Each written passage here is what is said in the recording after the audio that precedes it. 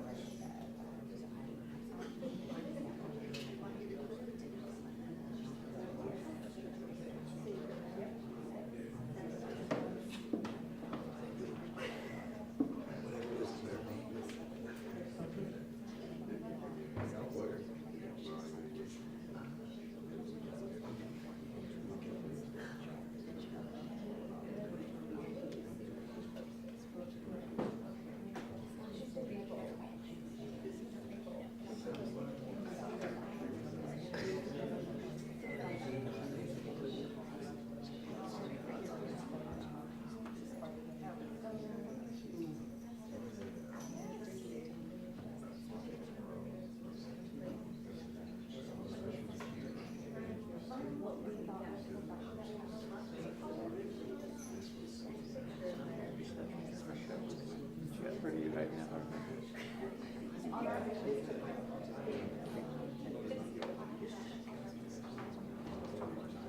I have no idea.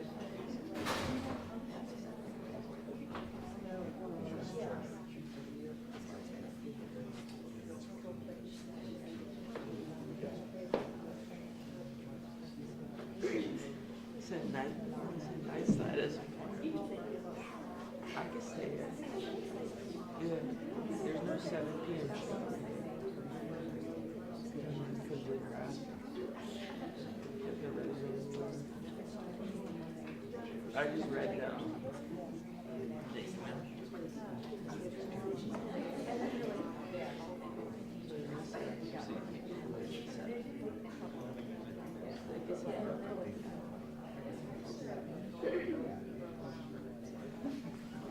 And then 11 o'clock is mostly Jack's coverage.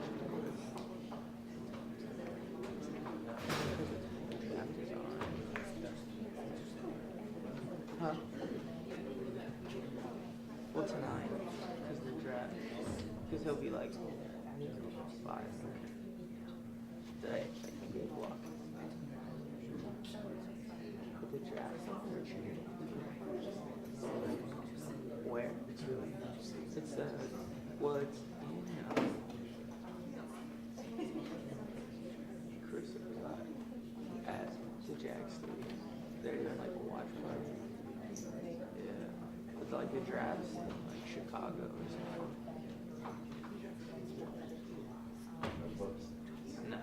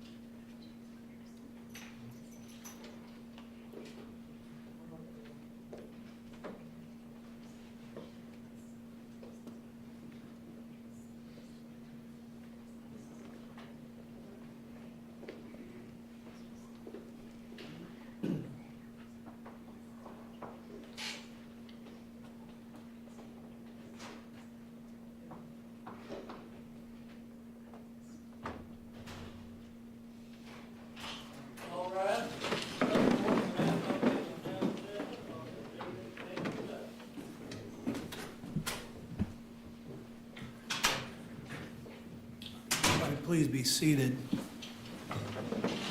Thank you for your patience as we work through some things that we needed to take care of this morning. We need to take care of a few other things before we bring the jury out. And so let me first connect my computer, and then I'll need to address the defendant first, all right?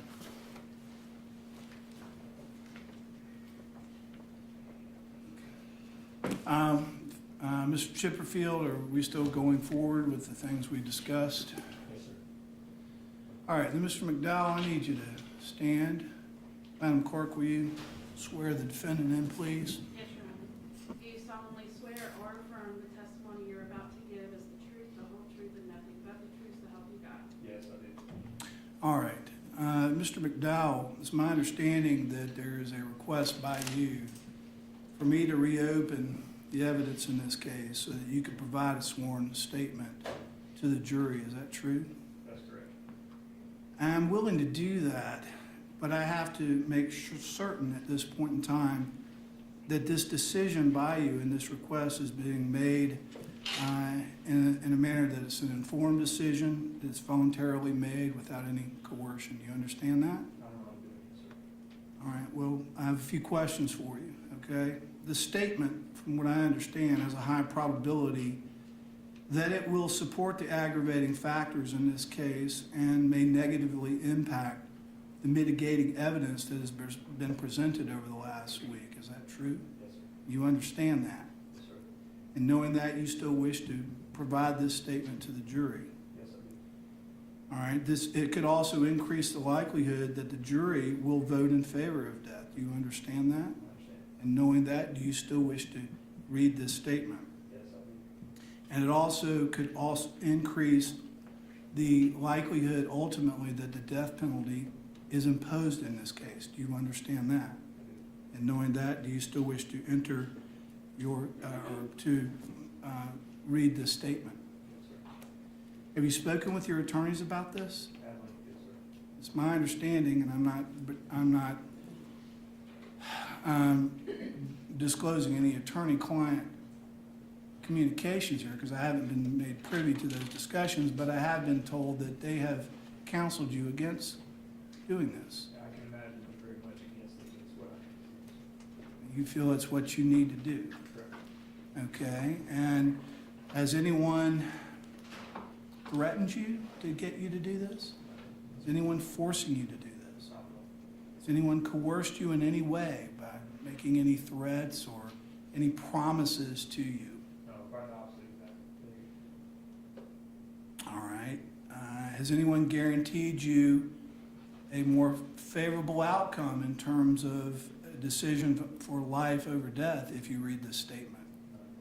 of your attorneys, I mean, your attorneys that you've confirmed here, they have counseled against this, haven't they? They do. Okay, and after hearing their advice and talking with them, you still want to go forward. Yes, sir. Ultimately, it is your decision and your decision alone, and that's what I have to make certain that has happened here. So has anyone influenced you in any way to read this statement? You need some more time to talk with your attorneys about this. We will give you that time if you need it. No, sir. All right. Now, you understand that even if you read this statement to the jury, all right, that we will go forward with closing arguments, and your attorney will still argue that the mitigation in this case outweighs the aggravating factors, and that the jury should vote for life. You understand that? Yes, sir, we've discussed that decision. And your approval of that as well? Correct. Okay. Understand, though, if the jury were to vote for death by 8 or more jurors, that will not end the case. You understand that? Correct, you have a decision to make as well, sir. I will make the ultimate decision, but that will be made after a Spencer hearing. That's what's called a Spencer hearing. Yes, sir. And that'll be, we'll figure out when that is, but it'll be at least a week, maybe more, when we can find time for everybody's schedule. And then that Spencer hearing, I had the decision whether you read this statement or not. You understand that? Yes, sir. But even if I were to impose the death penalty, that will not end the case. There are mandatory appeals that happen, there will be even if the appeals are all unsuccessful, the governor still has the discretion when he or she would want to sign the death warrant, and that process will go forward regardless of whether you read this statement. Yes, sir. So we will not be immediately moving to impose the death penalty. You understand I that? understand the automatic review process and, how that goes, the timeline and things like that. All right. And knowing all that, you still want to read the statement. Yes, sir. Have you taken any medication this morning? All right. You are prescribed medication now. Yes. All right. Have you been taking it regularly at the appointed times? Yes, Again, that's true even as today. It may not be your scheduled time to take the medication, but you're, go ahead. The normal time is usually during the morning break. Okay, and you had it yesterday, Correct. and you're scheduled to have it today. Correct. Are you under the influence of any other medication that is not prescribed to you by a doctor? No, sir. And are under the influence of any drugs that are not prescribed to you by a doctor, any illegal drugs? No, sir. You're under the influence of any alcoholic beverages at this time? No, sir. All right. Again, you understand that you don't have to make this statement. I believe that I do. Well, But that's a personal decision, sir. And so legally you don't, but you understand, I guess that's your moral decision, right? In your moral beliefs, that's why you're doing this? Yes, sir. Is there any other reason why you're doing this? No, sir.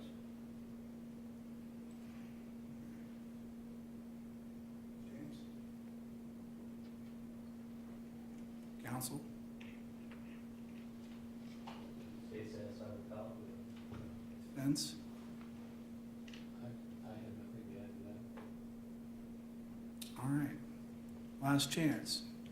This, again, if you need time to reconsider, to talk about this, I'll give you that time. So I'm just going to move forward with it as quickly as possible. Once you do this, you can't unring that bell. You understand that? It's irrevocable, I understand.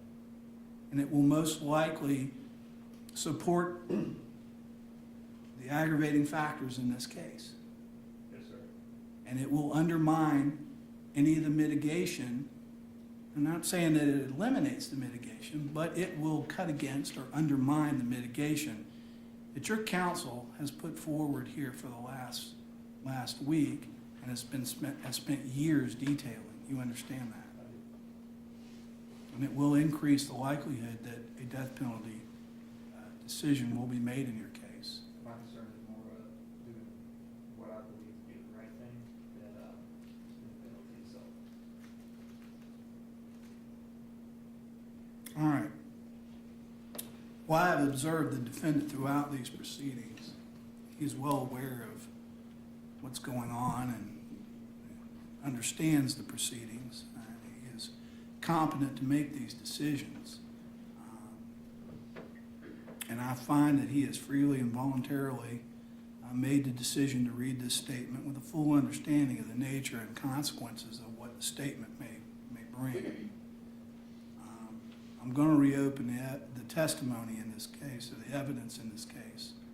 You will be sworn before the jury. The state will have a chance to it'll be done just like testimony.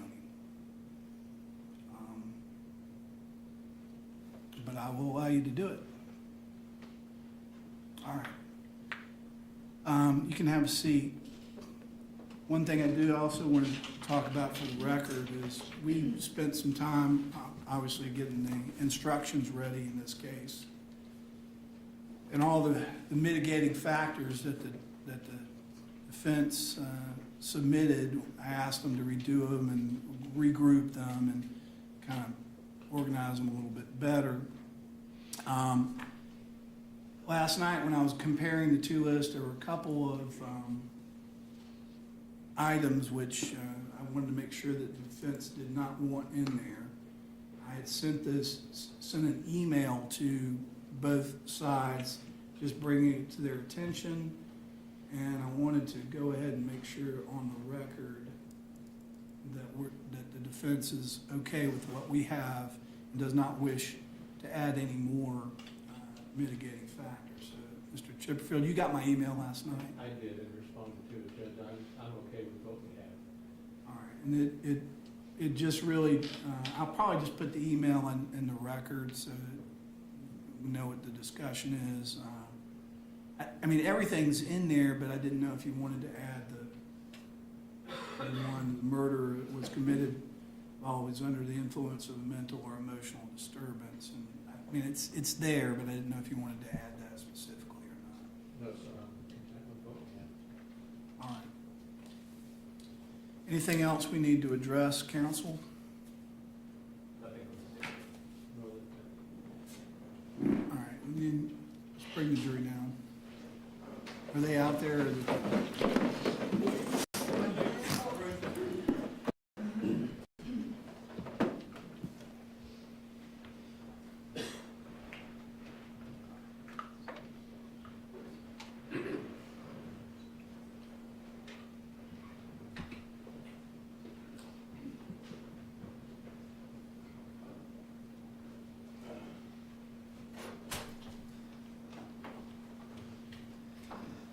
Everybody, please be seated. Welcome back, ladies and gentlemen. Thank you for your patience. I know I briefly went in and told you we were taking care of some matters, and just it was going to be a minute, and I appreciate you all just being ready to go and your understanding that this process can take time. So it just takes time. Before we get to closing arguments, I have been requested by the defendant to reopen the evidence in this case. And I have decided after hearing arguments and talking with everyone that I'm going to reopen the evidence to allow for your consideration of some additional testimony. So at this time, Mr. Chipperfield, do you want to call your witness? Mr. McDowell wants to testify. Mr. McDowell, will you please come forward? Do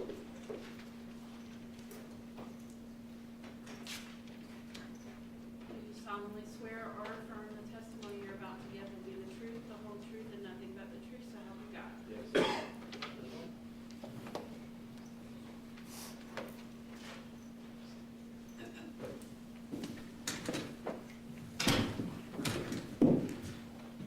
Chipperfield, you may proceed. Mr.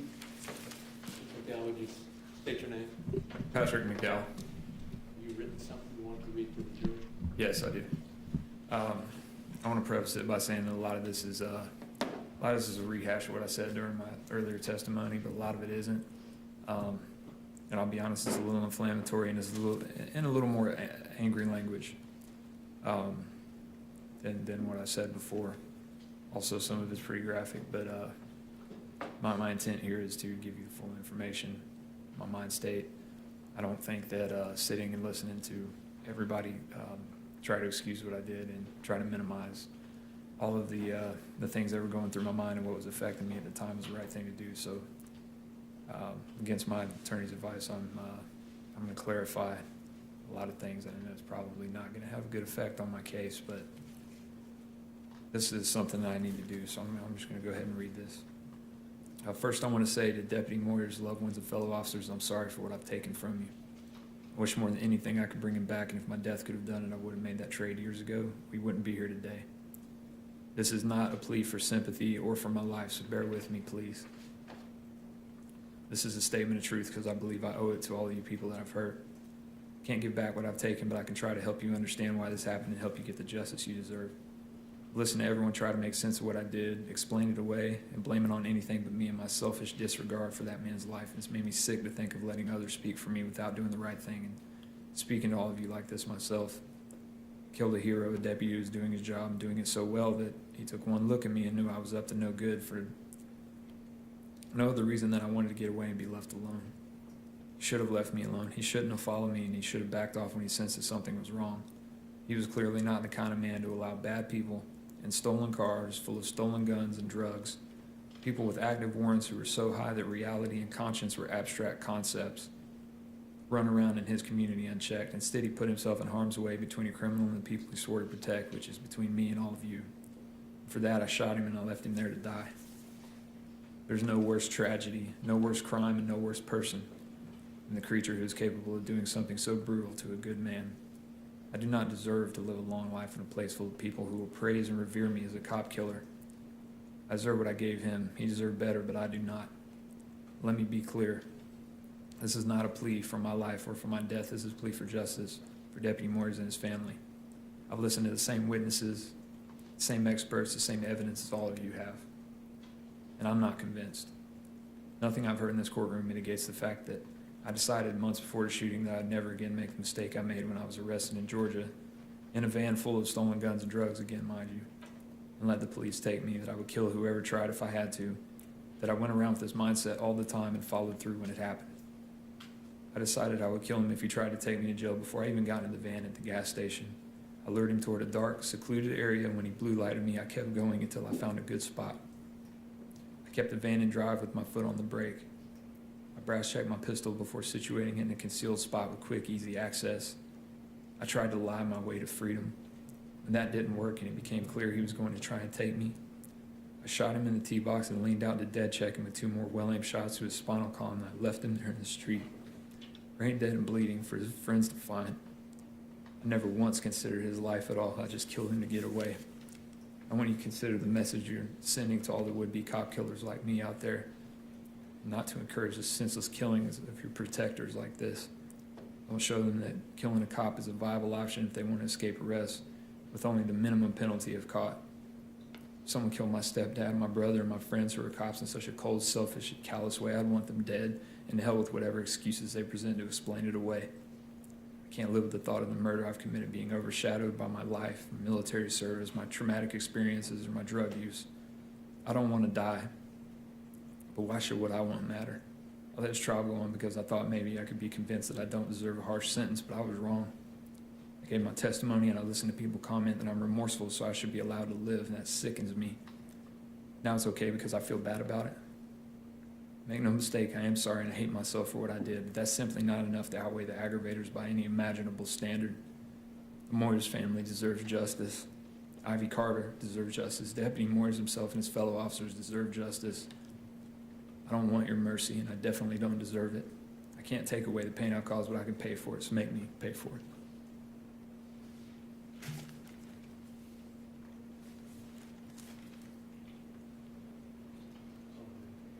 Cross-examination. Witness may step down.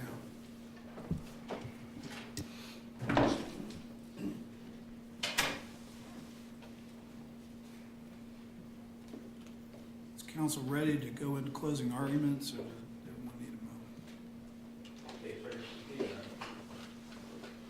All right. You may proceed when ready.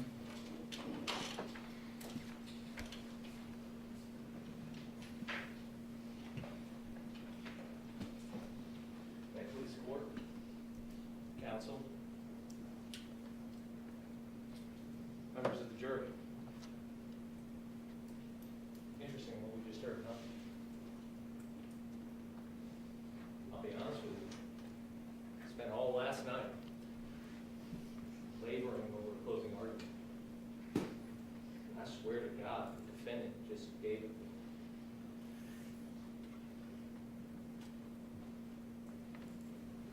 Even to the point where we use some of the same language that I'm about to give to you. But while he was in control that night, he's not going to be in control in this courtroom today, because that's going to be your job.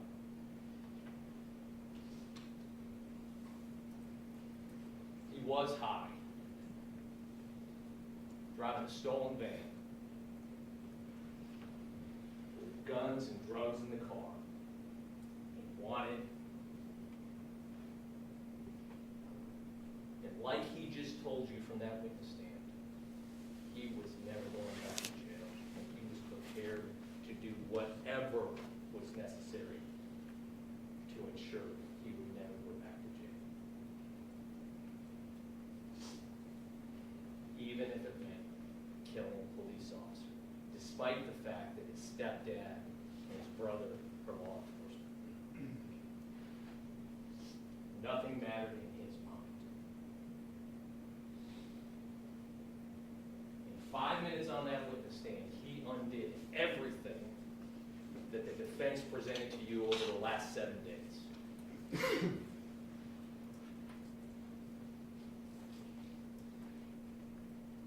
The state would submit to you that doesn't mean he's entitled to credit,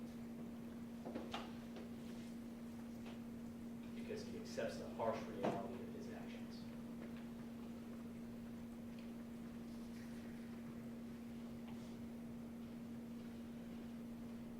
Even beyond what I could comprehend when I was reviewing the evidence in this case, he knew long before he ever encountered Deputy Moyers that he was going to kill anybody from that witness stand, anybody who tried to send him back to jail.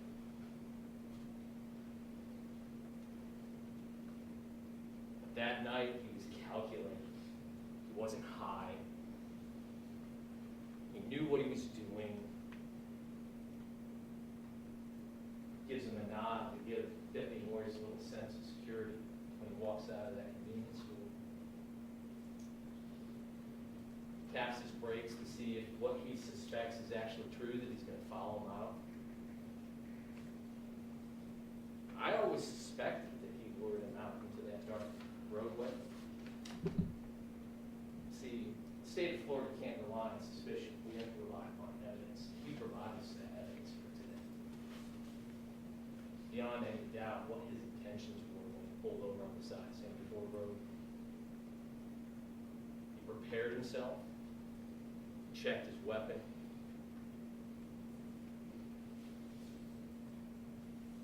And when Deputy Moyers was simply doing his job in a professional, polite manner, he took his life. Took everything he had, everything he ever would have, for the selfish reason that he did not want to go back to jail. And then, yes, quoting from the defendant that was on my page, even before he got on the witness stand and said it, leaving his lifeless body on the roadway for his friends and his colleagues to find, while he escaped into the night, dashing across the railroad tracks, hiding in the woods. Ladies and gentlemen, this has been an ordeal for us all. We have been together for 20 days, starting back with jury selection. And we appreciate sacrificed and given up your everyday lives to play a vital role in what is a very important and significant process in reaching justice in this case. Because your role is to seek truth. Your role is to find justice and to determine what the appropriate sentence is for what that man did to Joshua Moyers.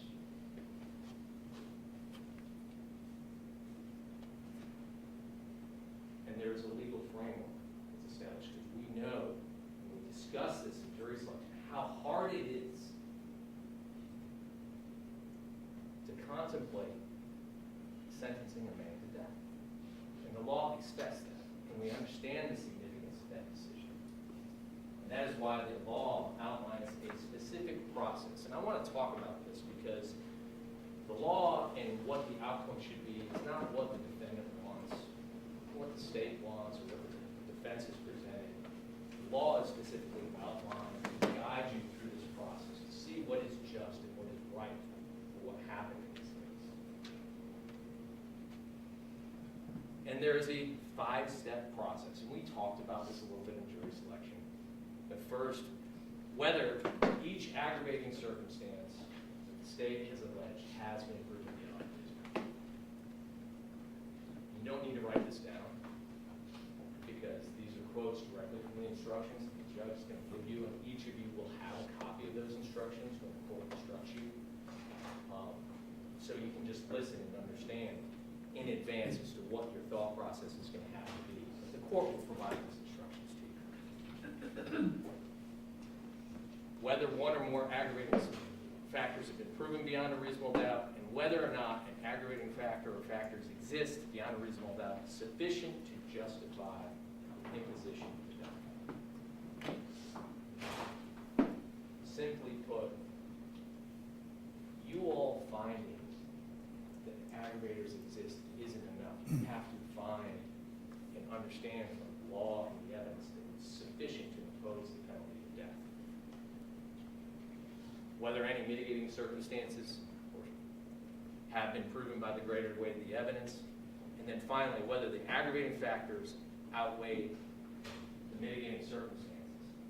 That weighing process that we discussed throughout the course of jury selection.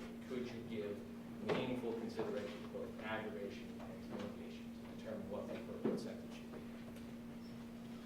And then finally, whether the defendant should be sentenced to life imprisonment. It's through this process that you go through and evaluate the evidence. And the verdict form that the judge will provide you gives you that guidance, that step-by-step process in reaching what is justice in this case. Frankly, I don't disagree with what the defendant just said as to what is just and what is right in this case.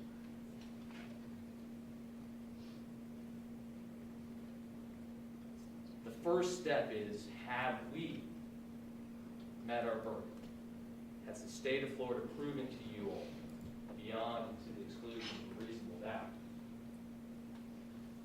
the aggravating factors that we've alleged? And we've alleged 5 in this case. And again, we talked about this in jury selection, but an aggravating factor is a circumstance that increases the gravity of the crime or the harm to the victim.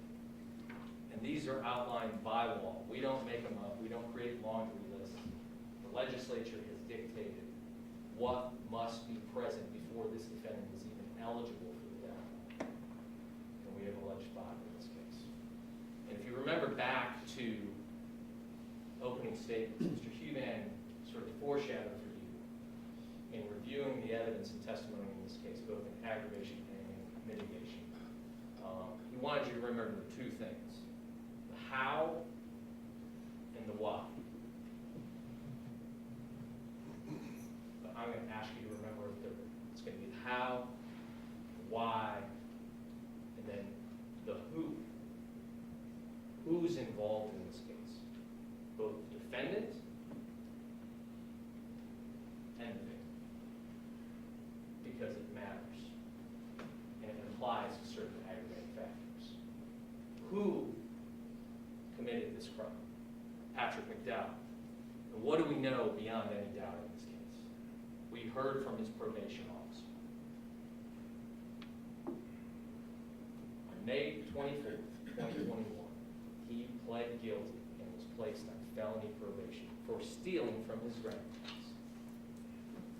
This is after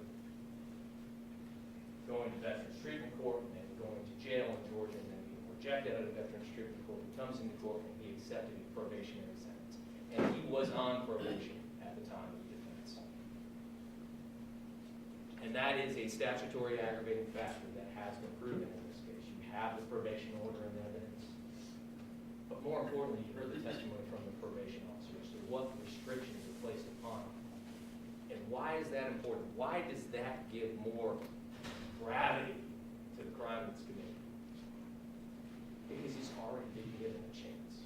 And we'll talk about second and third and fourth and fifth chances a little bit later on. But he's been given a chance by the court, and he's under the court's supervision. And despite the court's supervision, he still offends. He still kills. And that increases the gravity, the weight of what he did. The next, again, who committed this crime? Patrick McDowell. Has he been previously or contemporaneously convicted of a felony involving the threat or use of violence? You were instructed when we began this trial about the additional counts which the defendant has pled guilty to. Those 8 counts of aggravated assault on a law enforcement officer. The court will instruct you that the crime of aggravated assault on a law enforcement officer is a crime that involves the threat or use of violence. This defendant has pled guilty to 8 counts against all 8 of those officers who were in search of him in those woods. And why does that increase the gravity of the crime? Because it tells more, not only about the crime itself, but the person who committed the offense. And even after taking the life of Deputy Moyers for selfish reasons, he was still willing to impart violence on others who were simply doing their job, out there protecting the community. And while he didn't say it on the witness stand today, he said it when he testified first. When he fired the shots, he tried to slow him down. He shot the dog as he's fleeing and effectuating his escape, because he doesn't want to go to jail.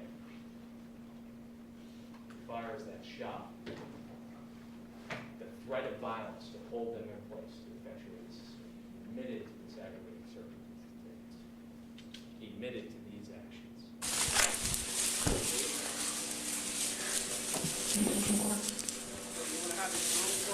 Up, man.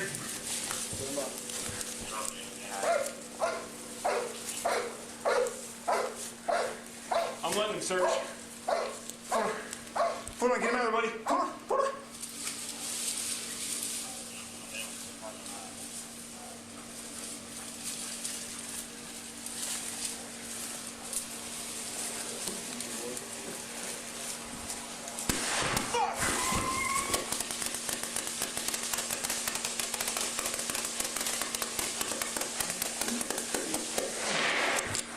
All right, stay. Move left. Moving left.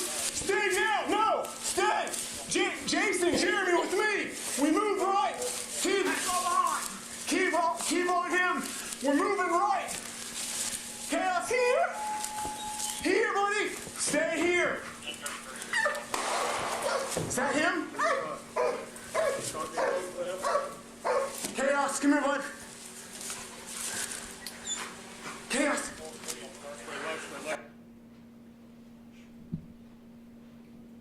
You heard from each and every one of those law enforcement officers. They were in cover. They were in the dark. They had in their mind what he had just done to one of their colleagues.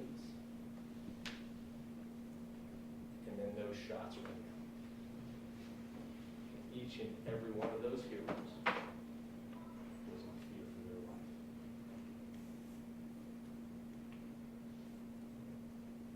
It demonstrates the character of the person who committed the homicide because he was still willing to impart violence on others,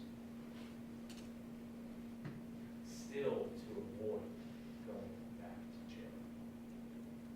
And that's why it increases the gravity and the weight of his actions when he took the life of Deputy Moyers.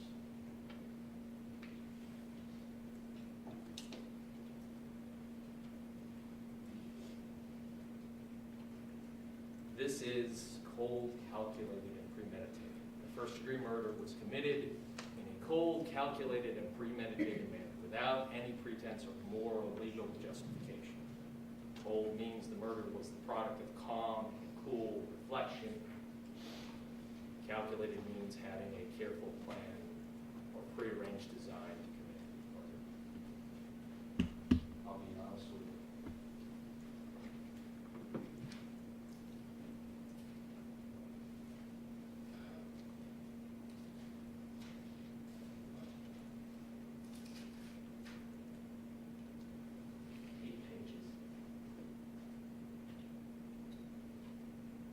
Evidence and testimony discussed, heard, saw throughout the course of this trial.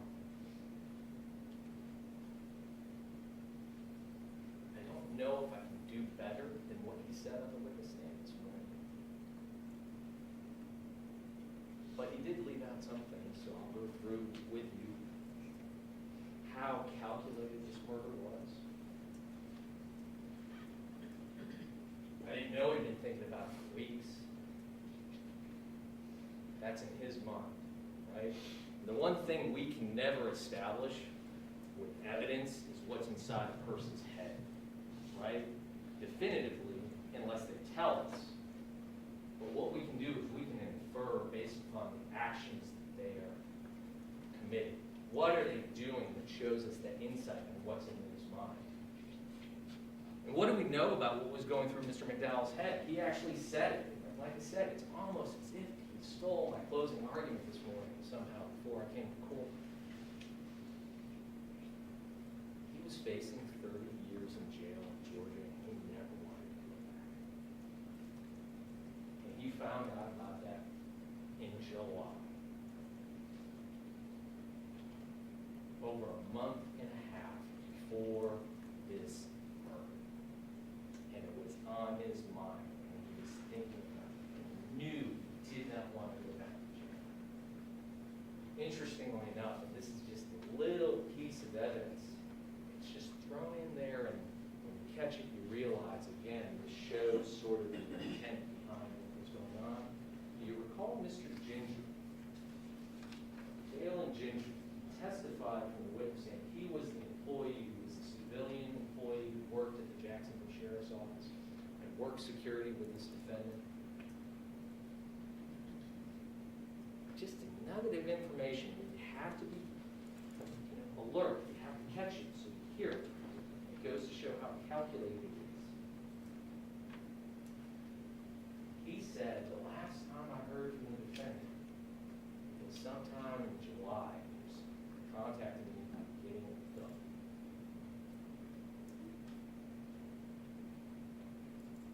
He's on probation. You saw the probation order. It says you can't possess firearms. It says you can't do a lot of things that this defendant was doing at the time. But when he thinks he's going back to jail for 30 years, not only is he saying, I'm never going back to jail, he's looking to arm himself. I now know why, based upon what he said on the witness stand today. Again, preparing himself to kill. He absconded from probation. He's on the run. He's ignoring family members who are telling him, turn yourself in. Turn yourself in. And he's telling anybody who will listen, I'm never going back to jail. And it was with that conviction in his heart and in his mind that he encountered Deputy Moyers at that gas station.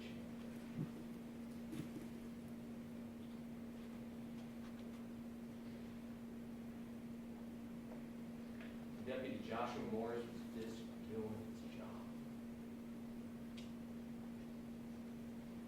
He acknowledged him when he walked out of the gas station. Tapped his brakes as he's getting ready to leave the parking lot. And he already knows what he's going to do. For his own statements today, he led Deputy Moyers to his death. He tried to talk himself out, but he was prepared, if needed, to take a life to secure his freedom. And he knew about it because he was never going back to jail. And I want to talk about this a little bit because while the defendant doesn't want his counsel to argue mitigation, Mr. Chipperfield's going to still have an opportunity to argue and discuss some of the things that have been brought up over the last week or so. And one of those things is, oh my gosh, he's on meth, he's illogical, he doesn't know what he's doing. But he told you from that witness stand, he understood logic. Because he said, yeah, I thought about fleeing. I told Noelle I was going to flee. And she said, no, no, no. And that would be illogical in his inebriated state that he says he can't control himself. Why? I'm driving a minivan. He almost got a chuckle out of everybody when he said it. I'm driving a minivan, and there's no way I'm going to be able to outrun a police officer in a police vehicle in a minivan. He had enough wherewithal, he had enough logic and common sense to understand that. But he's not going to have enough logic to understand it's not right to kill a police officer.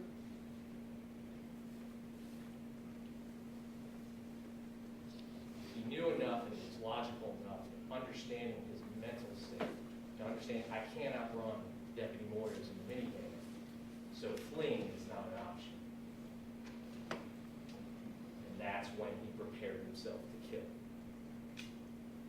That's when he drove to the darkness of Sandy Ford Road.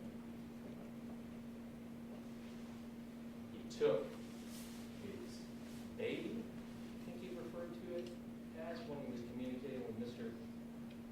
Fowler, that he was very proficient with, that 40 caliber H&K semi-automatic handgun.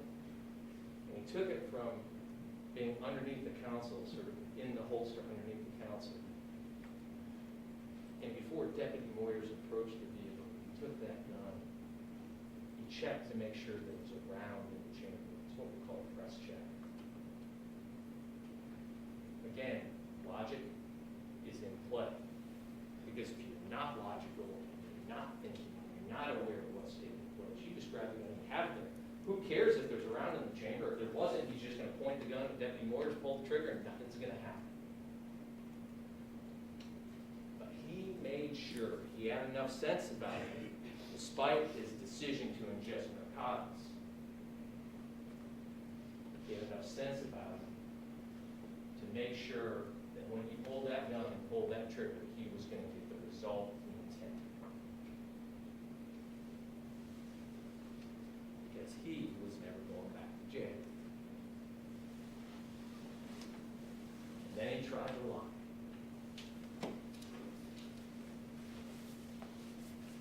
And again, this goes to show how rational and coherent he is. He's having a conversation with Deputy Moyers. All the time knowing that if this doesn't work, I'm going to kill him. But he knows enough when he pulls off onto the side of the road to start fabricating a story that might lead him out of the situation. I left my driver's license in my pants pocket back in Jackson. I borrowed the car from a friend. It's a Lyft car. Yeah, I assume there's insurance because he's driving Lyft. He knows enough to give the name of Patrick Fowler, who he said from the witness stand is, I knew was an upstanding citizen, somebody who doesn't have wants and warrants like he does. To provide a name that might be able to escape detection and maybe get a warning or an excuse or send him on his way. But when those efforts, his best efforts to deceive through thought and conniving, failed, there was only one option left. When he had the opportunity, that glimpse of time, when those railroad crossings started to alert and just for a second diverts Deputy Moyer's attention, he seized upon that. Swiveled, grabbed the gun, put it in Deputy Moyer's face, pulled the trigger, point blank range. What's depicted here, ladies and gentlemen, is a still shot from that dash cam. In the milliseconds after he decided to take Josh Moyers. Josh Moyers hadn't even hit the ground before. The barrel of that gun was so close to his face that the gunpowder residue burned and tattooed Deputy Moyer's face.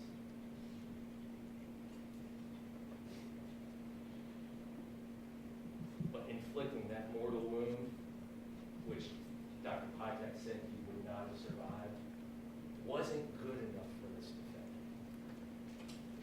He then leans out the car window and puts 2 more rounds into Deputy Moyer's spine. And the only reason why he was struck once was because that bulletproof vest was covered in blood and caught one of those bullets that he fired and he intended to take the life of Deputy Josh Moyers.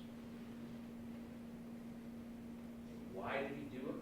Why did he fire those 2 more times? He told you from the witness stand, I wanted to make sure he didn't follow. I'm not going to.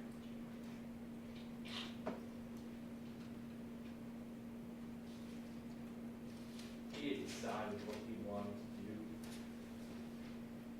Now we know, weeks, maybe months, before he ever even encountered Deputy Moyers. The name didn't matter. The face didn't matter to him. What mattered was the next 2 aggravators, and the court's going to instruct you when it comes to these 2 aggravating circumstances that the murder being committed to avoid arrest and the fact that Deputy Moyers was a law enforcement officer, the evidence is sort of intertwined with that. And what I mean by that, because like he said, it didn't make a difference who the law enforcement officer was, who he encountered. It just happened to be Josh Moyers. He was never going back to jail. He was prepared to kill whatever officer pulled him over and posed the threat of incarceration to him. Not just Josh. And these 2 aggravators combined, I submit to you, are the most grave and the most significant of aggravation when we look at first-degree murder. And let me tell you why. Why is it that a law enforcement officer, if they are the victim of a homicide, is treated differently, particularly when they are killed, so that that person who commits the killing is avoiding arrest? Because they're not just ordinary citizens. They have taken an oath to protect and to serve. When there is danger, they run to the gunfight, not from it. And they, through their selfless sacrifice, serve our community to protect others from harm and murder.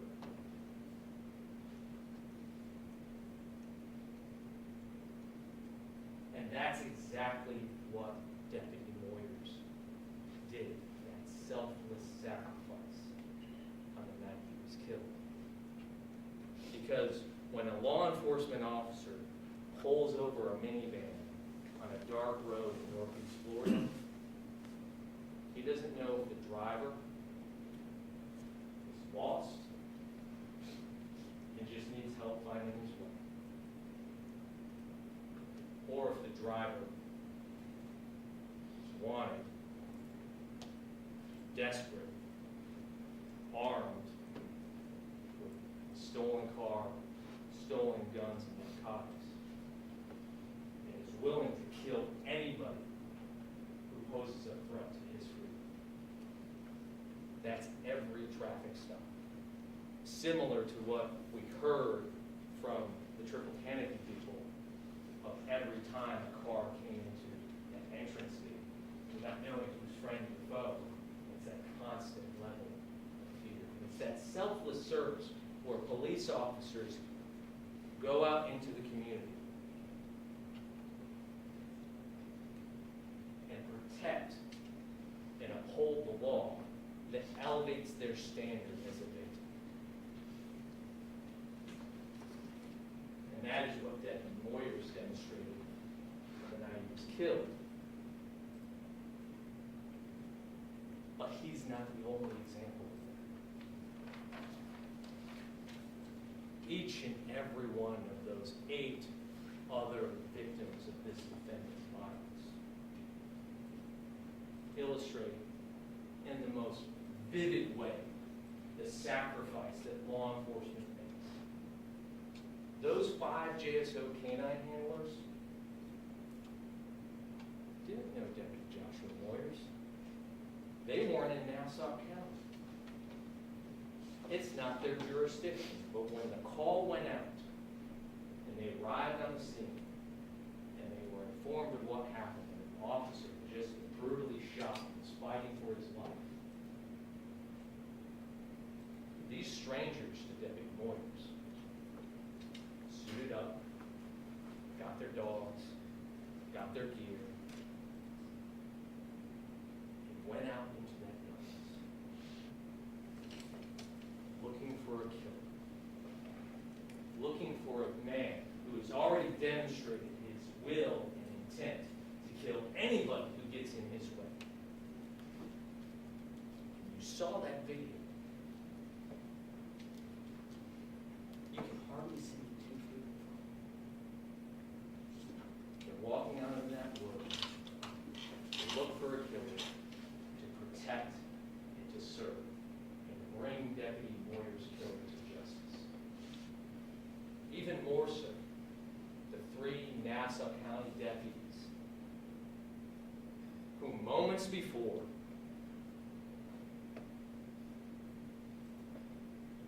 are responding to their friend, their colleague, lying, dying in the road, lifeless.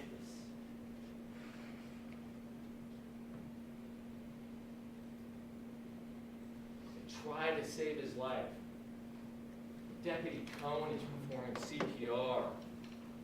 Deputy Barnes is getting the equipment out of his car to try to restart his mentor's heart.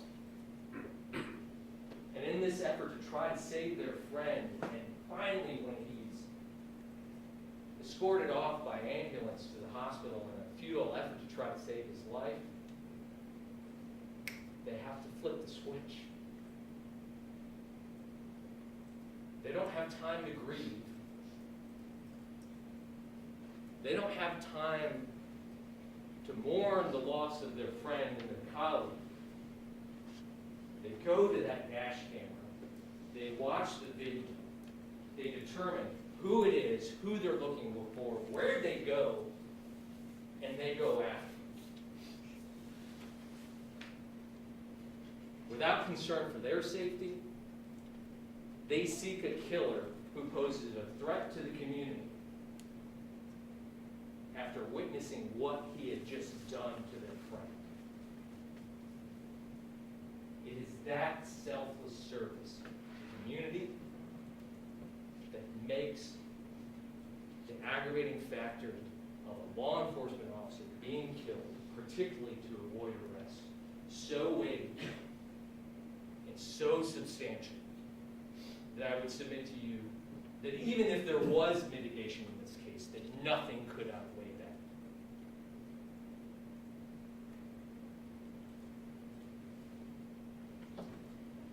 Because Patrick McDowell recognized that Deputy Moyers was a law enforcement officer.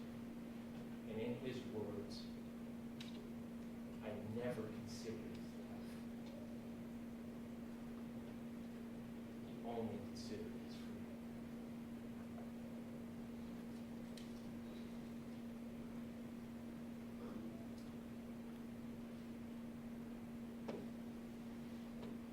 Part of what we heard, and the judge is going to give you a very special instruction about victim impact. And I want to talk about the victim impact in some other instructions of law before we go into the analysis of mitigation in this case. Because I think it's very important. Victim impact in the court will instruct you is not aggravation. And it is not to be considered as used such. And there's a very specific purpose in the court will instruct you as to what the purpose of victim impact is. However, there is also instructions in the law when it comes to the rules for your deliberation that each and every juror must follow. And those rules include that you should not decide a case because you're angry at anybody or because you're sorry for anybody. And you shouldn't make a decision in a case based upon prejudice, bias, or sympathy. But the Moyers family and those who provide victim impact are not the only ones impacted by this defendant's actions. Over the last week or so, we have met and been introduced to many of Patrick McDowell's friends, his family members, his former wife. This defendant's family loved, supported Patrick McDowell. They love and support him today. They're good people. I take no pleasure in standing in front of you in open court in front of his family and arguing that he is deserving of the death penalty.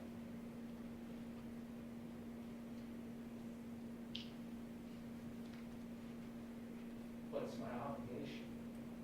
It's my duty. It's what the law dictates. And again, it's hard not to be sympathetic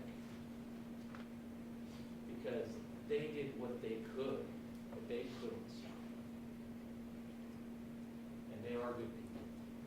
But sympathy should not play a part in your analysis in this case. And what is the right and just punishment for what this defendant did.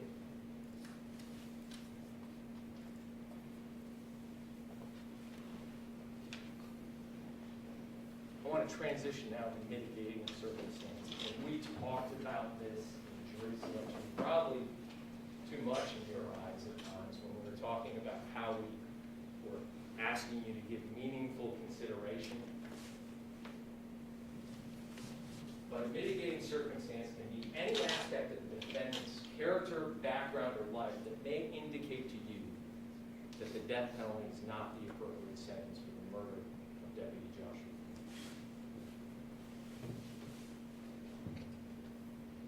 There has been a lot of evidence presented over the last week or so.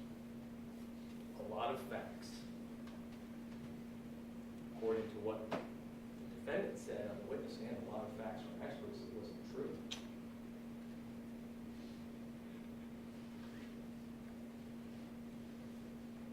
But the evidence that was presented is exactly that. Potentially facts, conclusions, testimony. You individually, as a juror, determine what is mitigating and what is not. We've heard everything from grade school to as we sit here today. The timeline of Patrick McDowell's life.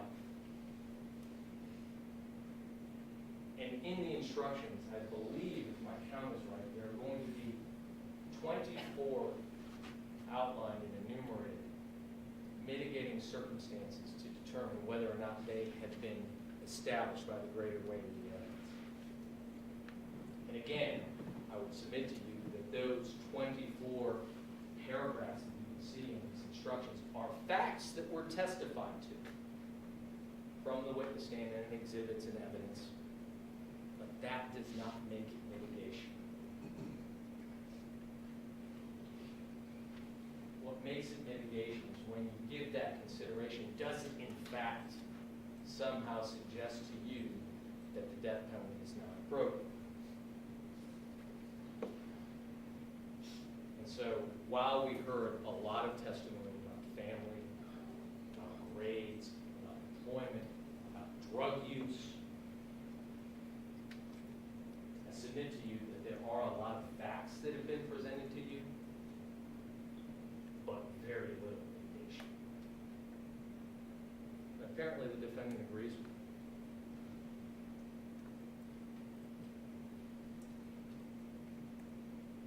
One mitigating circumstance that I would not stand up and contest and tell all open court is clear and convincing is this. Patrick McDowell served his country. That is mitigation. Patrick McDowell, in a time of war, voluntarily raised his hand, took an oath,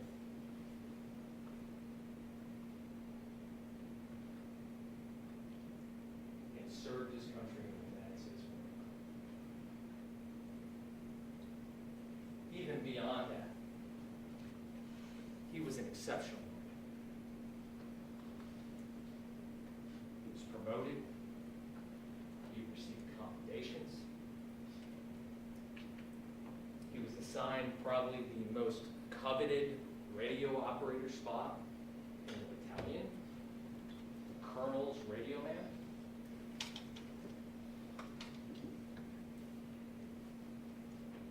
He excelled at his job. And unfortunately, because he was in war, like countless thousands of other patriots who serve our country in uniform, he suffered trauma as a result of his service. And much like the aggravating circumstance of killing a law enforcement officer and evading arrest sort of merge, and because evidence is so intertwined, the same is sort of true when it comes to the mitigating circumstance of the defendant's military service and his trauma. And what do I mean by that is even our expert, Dr. Munn, who has been working for the VA for 30 years prior to his retirement and has seen veterans, thousands, countless of veterans who served their country and come back from war. I think his terminology was, all give some give all. But there is an impact of war on the individuals who defend their country and serve in that manner. But what was the trauma? And this is important. What was the trauma that this defendant experienced? Let's start with the Marine Corps. Fear of the unknown, that is clear and uncontroverted. We heard from, I think, at least half of jump platoon and commanding officer as to the constant level of fear that was at enemy was. There was always the risk of IED or grenade attack. Indirect fire, while infrequent, and I think they said maybe 2 or 3 times a month typically, was present. Of course, there was the witnessing of casualty.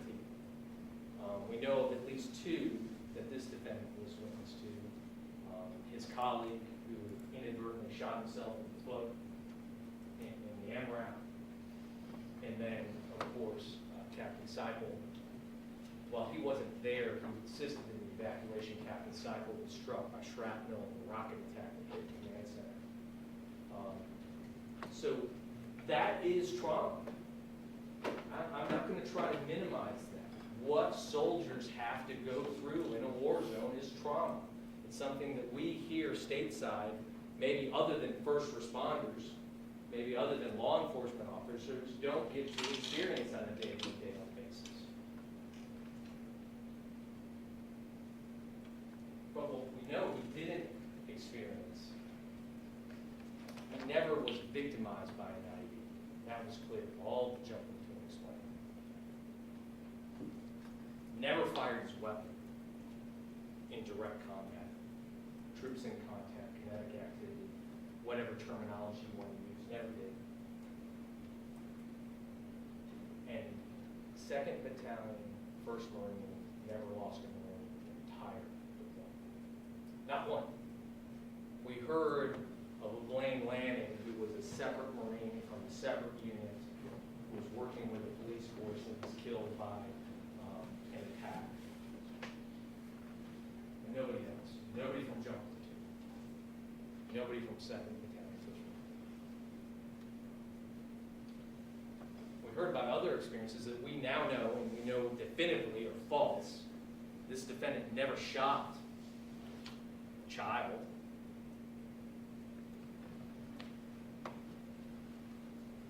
No member of Jump Platoon, let alone multiple, were killed in action. But these are the accounts that the defendant gives to various individuals. And I'm sort of going to lump this together too, because triple canopy in military service, while separated and while for different purpose, it's the same trauma, so I want to talk about them together.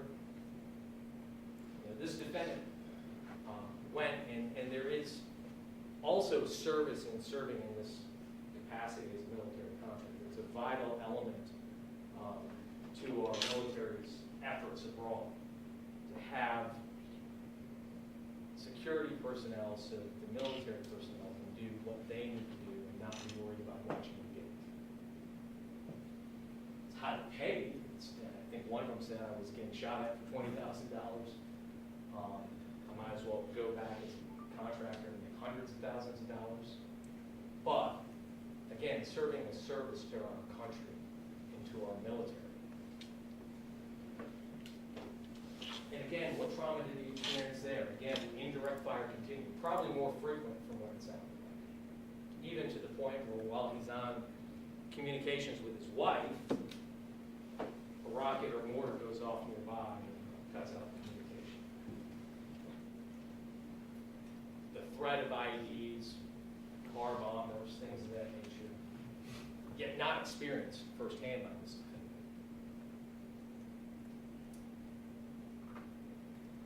The atrocities, the abuse that was witnessed by the personnel at entrance gates, his children being named, brought in. Horrible. And then, of course, this defendant had a friend who was in the Army and was stationed there at Fort Delta, who was out on patrol, and it is documented that he was responsible for taking photographs and giving her testimony of the graphic nature of the death of Vasquez. And we know that that's true. He wasn't there when the incident happened, but he was required to document the incident after it took place. Much like Deputy Thirst and Deputy Anna, when they served in the capacity of an evidence technician, when their friend, their colleague was killed in the line on the road, they had to photograph the blood that was rolling off the side of Sandy Ford Road. process the bloody vest, had a bullet that was contained inside of it, where this defendant shot him in the back. Yeah, that's trauma. But what did he not experience? The defense may argue because of a lack of record. Maybe there wasn't a record of this direct fire contact between the defendant and these people who were testing or breaching the perimeter of the fog belt. But that's not what the triple canopy member said, and I can't recall his name off the top of my head. He was, I believe he's a gentleman from Alabama, very southern accent. And I asked him about direct contact. Was there? Oh, no. Because as private military contractors, if we got in direct engagements, if we fired our weapons, we might end up in an Iraqi prison for the rest of our life. And if not, Triple Canopy would have scooped us up in 24 hours and got us the heck out of the country. And I asked him specifically, did that happen to this defendant?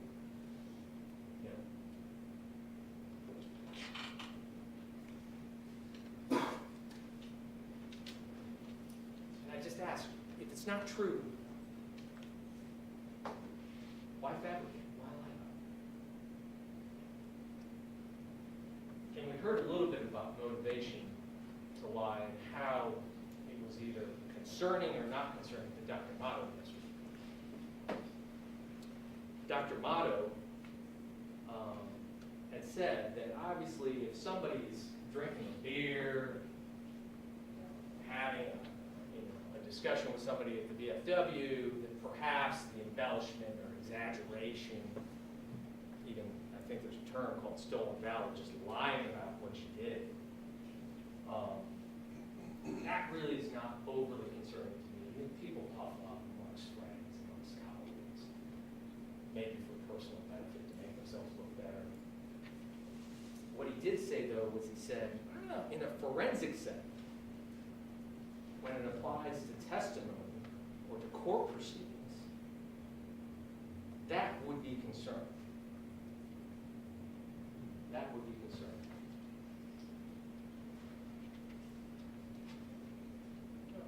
What did this defendant tell Mr. Abromowitz when he first sat down and talked with him in VTC, Veterans Treatment Clinic?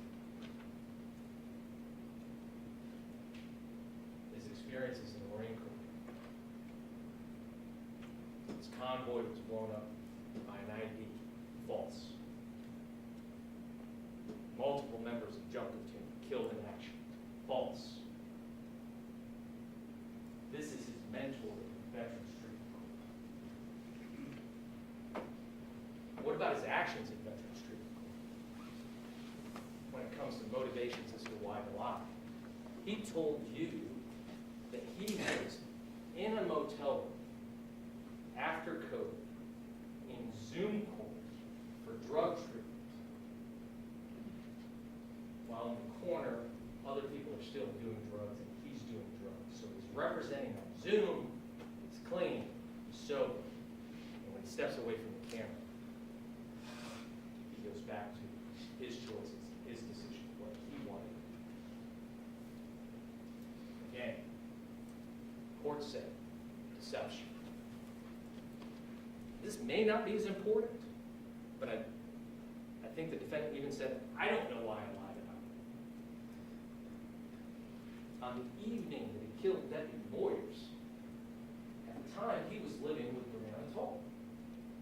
This is the girl, just to refresh your memory dating back to our case, this is the young lady who he was living with, who he became acquainted with in the weeks beforehand, that he was doing drugs with, and that he convinced to travel to Nassau County to try to get him out of the perimeter that was established by law enforcement in the days following her. He had such a close relationship with her that she was willing and got arrested for trying to help him after he murdered a police officer. And he lied to her. On that night, he told Brianna Toll, I'm going to my father's for dinner and to pick up a stimulus check. When he full well knew he was meeting up with Noel Gale to go get drugs, to drive into Nassau County, to go trail riding, to shoot guns, and do whatever else they were going to do. And he says, wow, we really didn't have an exclusive relationship. I don't know why I lied. Maybe it just became too easy.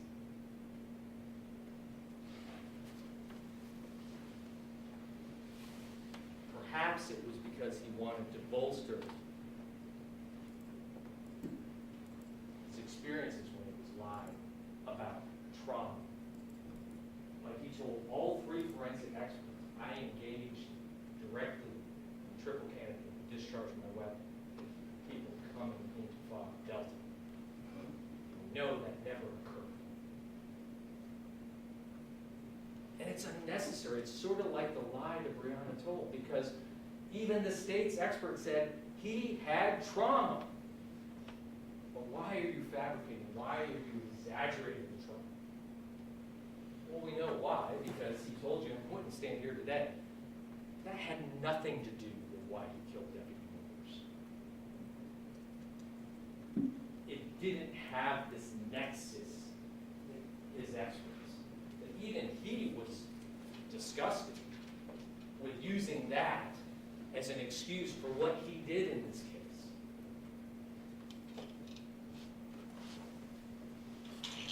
So if he's willing to lie about all those things, is he also willing to lie about the scope and the duration of the symptoms of PTSD? Because remember this, outside of a couple of accounts that he wasn't, comfortable with fireworks, despite the fact that he was using, what do they call them, distraction devices in airsoft,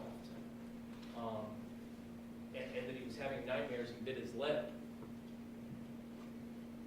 The historian, when it comes to the trauma symptoms for PTSD, all came from him. So I submit to you that you should look at those accounts and that history with some skepticism, because we know that in a forensic setting, when it could potentially benefit him, he's willing to fabricate. He's willing to embellish.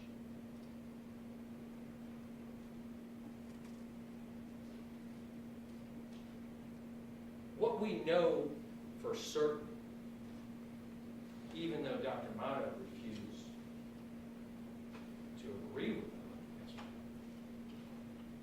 this killing was not fight or flight. Dr. Munt was clear about that. That's an instant. It's an instantaneous reaction to a physical threat to your well-being. That's not what we had here. The defendant said it. The video shows it. It was a fear of consequence. It wasn't a fear of harm to one's person. And it wasn't instantaneous.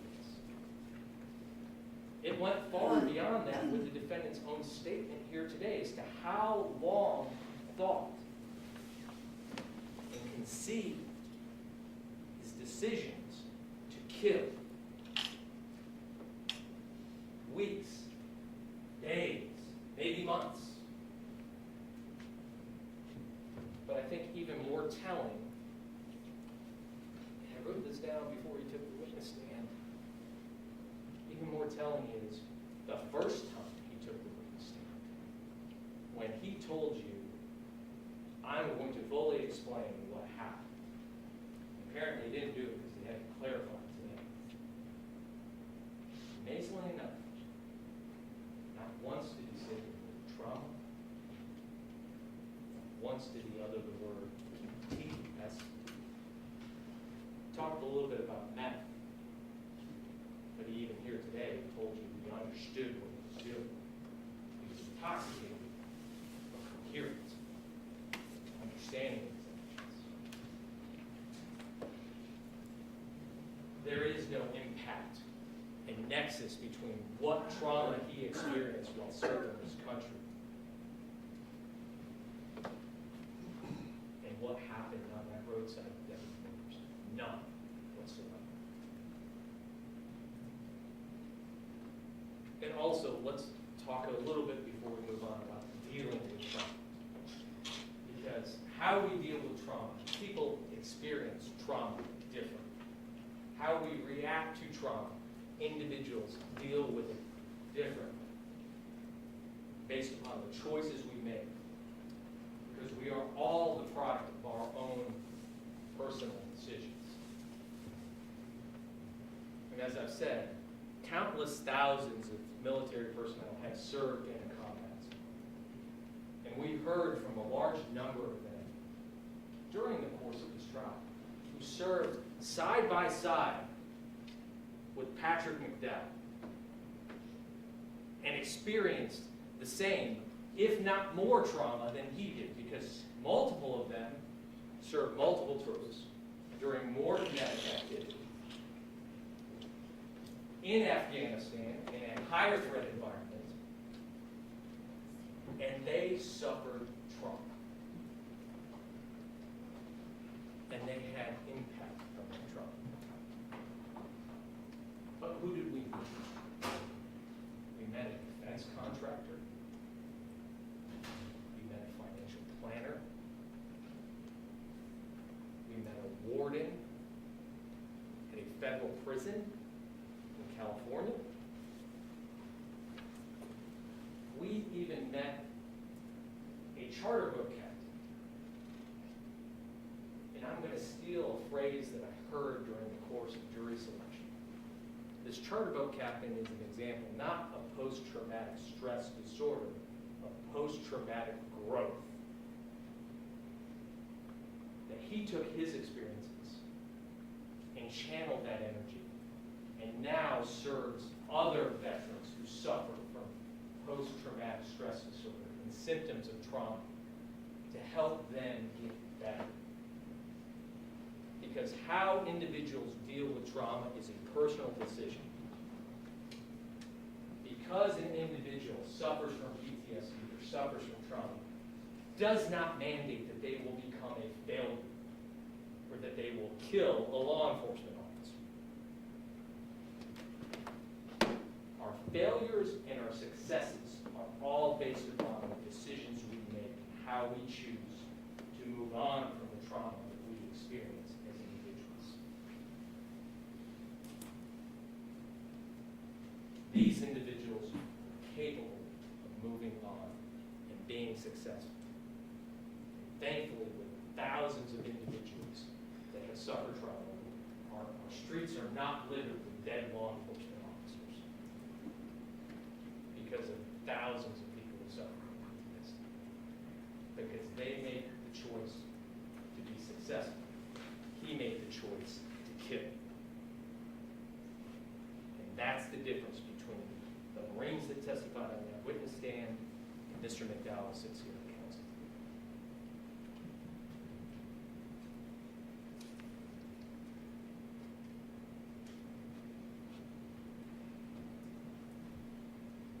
And there was countless opportunities for him to achieve help for this trauma. Opportunities time and time again. And again, I harken back, he had a loving and supportive family. And we heard from many of them. Two of them, his father and his grandfather, both military personnel who have experienced trauma, who know the military lifestyle, who are willing to sacrifice and to assist and open their homes and their hearts to this defendant. And he turned away.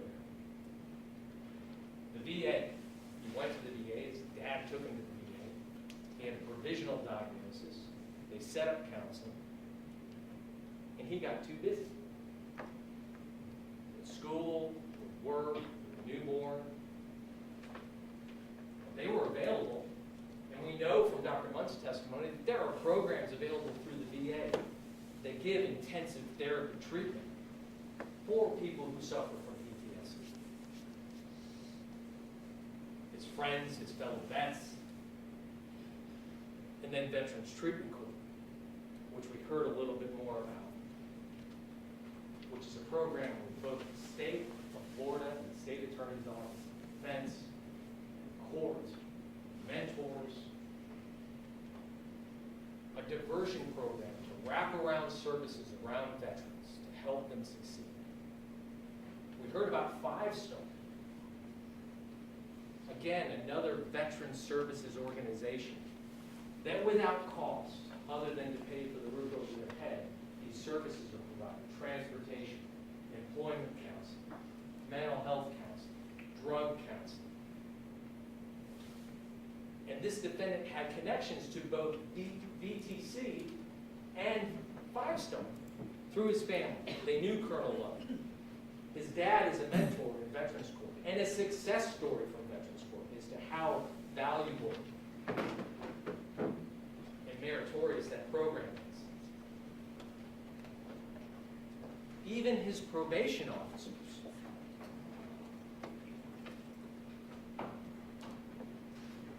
he had 2 probation officers, but the heard from the last, Mr. Gillens.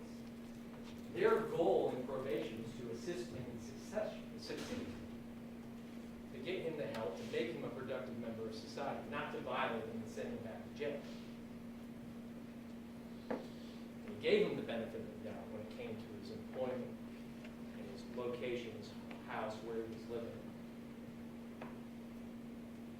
All of these resources were available to this defendant.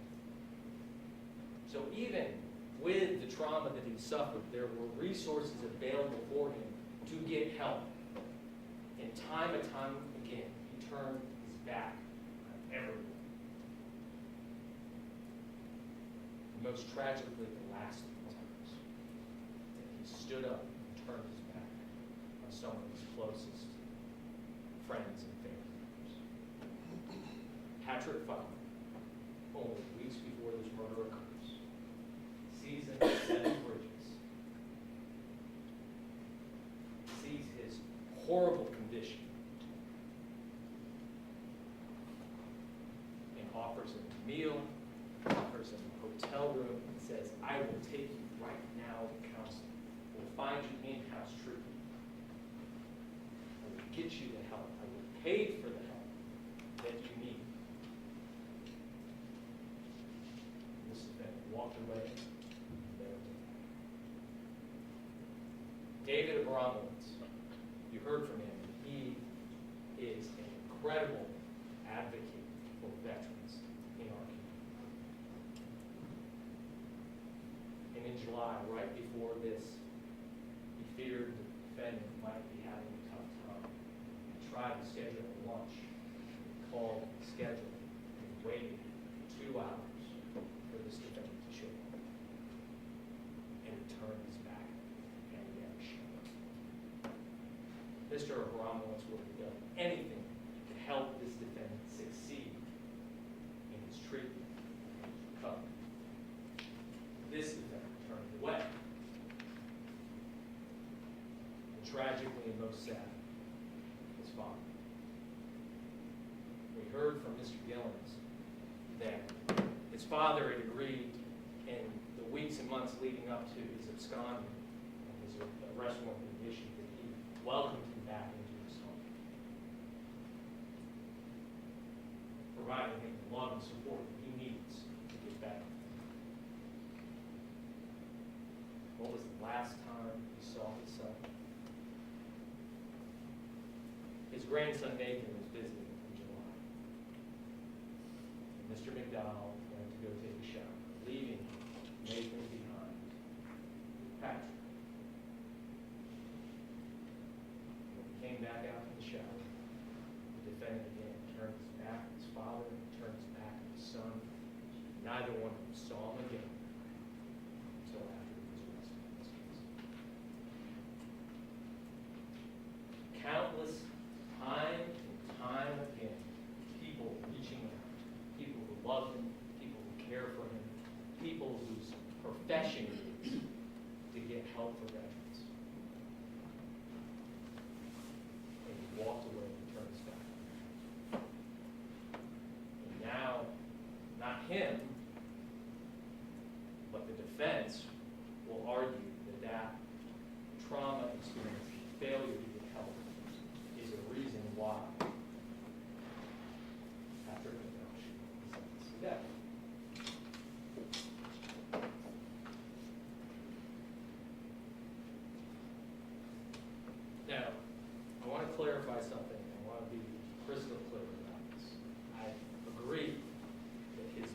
military service is in fact mitigation.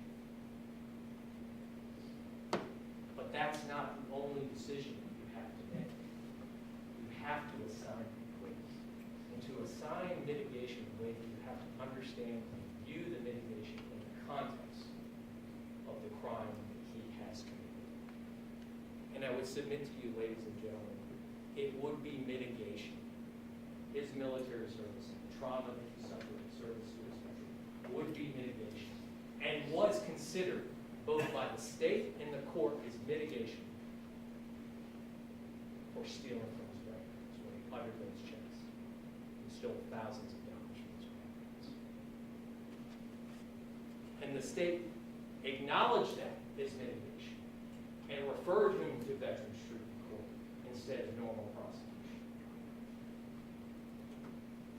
The state even considered, and Veterans Treatment Court considered, his service to his country mitigation when he violated Veterans Treatment Court within months and was brought in front of Judge Floyd, and Judge Floyd immediately sentenced him because he was out using narcotics, immediately sentenced him into the Matrix program. Because he didn't go into the Matrix program first. He was referred to VTC, and then when he violated, he was placed in secure drug treatment. Again, his service to his country and his trauma is mitigation for that violation.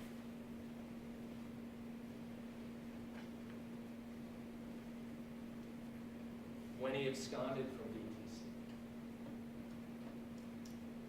he was arrested with more guns, more drugs in Georgia, and spent a year in Georgia, Dooley County Jail. And then he's brought back, this time rejected out of the diversion program of Veterans Treatment Court, and goes in front of Judge Barilla, the judge who signed his probation. And again, despite the fact that he did nothing, successful in Veterans Treatment. And reoffended. He served his country. He suffers from trauma. He's got a drug problem. Well, let's give him the truth. Let's put him under. Even when he would violate that probation, even if he surrendered himself to go back and face 30 years in Georgia jail or prison, I can't tell which one, for the guns and the drugs, this defendant could argue his military service and his trauma as mitigation as to why he should receive some leniency in those instances. I would even submit to you that up until the point in time when this defendant decided to pull the trigger and shoot Deputy Moyers in the face, let's assume, just for the sake of argument, he didn't pull the trigger. He got out of the car. He was arrested. Again, multiple violation. His service to his country and his trauma could be mitigation as to how we can be more lenient. But there's only so many times you can go to that well, ladies and gentlemen. And in the context of what he did, the taking of the life of Deputy Moyers, his service and his trauma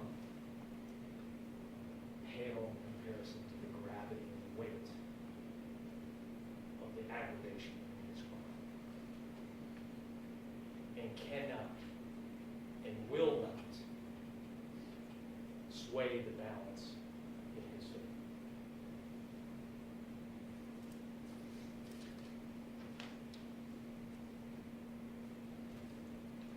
Deputy Moyers gave the ultimate sacrifice serving his community. And this defendant's cold, calculated, premeditated killing of Deputy Moyers because he didn't want to go to jail is deserving of the ultimate punishment. I anticipate the judge is going to tell each and every one of you that no matter the aggravation in the case, no matter the mitigation, no juror is ever required to impose or recommend a sentence of death. What the judge will instruct you on is that the jury is intended to deliberate and review the evidence. And in fact, a unanimous verdict of 12-0 is not required. That if 8 jurors vote for death, the defendant's recommendation from this jury would be death, even if 4 believe that life is appropriate. But I submit to you, ladies and gentlemen, when you go through that process that we talked about, when you evaluate the evidence, when you evaluate the mountain of aggravation and its weight as to what this defendant did, in your heart, in your mind, you all collectively, as a jury, will agree that there is only one punishment that speaks the truth, that serves as the just and appropriate sentence for the murder of Deputy Moyers. For what he did. Hey there. Yes, sir. Welcome. Yes, sir. Can you say one door?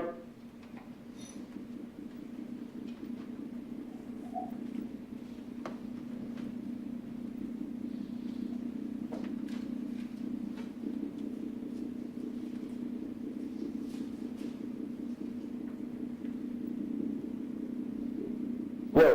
Hey. You're good. You're good. Do you have the driver's license? Yeah. Okay. Where would it be at?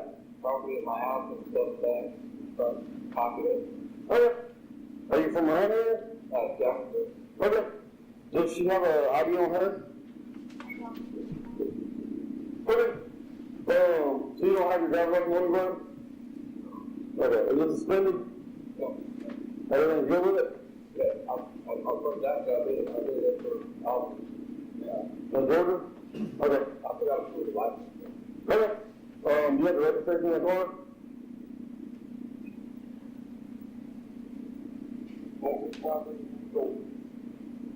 Okay. Where are you headed to right now? Okay, and you're coming from Georgia? Yeah. Okay. Okay. Do you have any kind of paperwork on the car at all?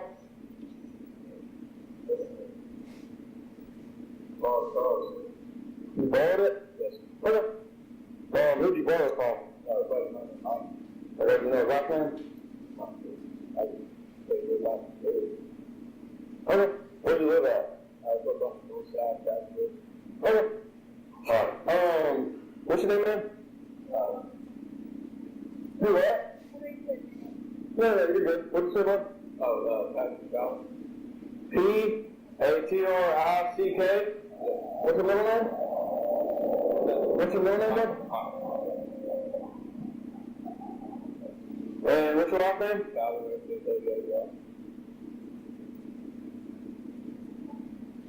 And what's your birthday?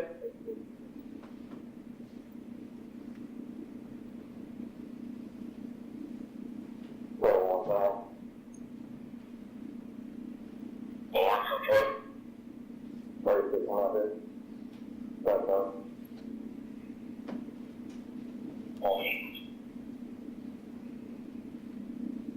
Alright, and ma'am, what's your name?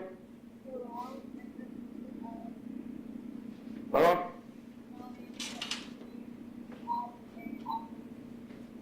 Hello?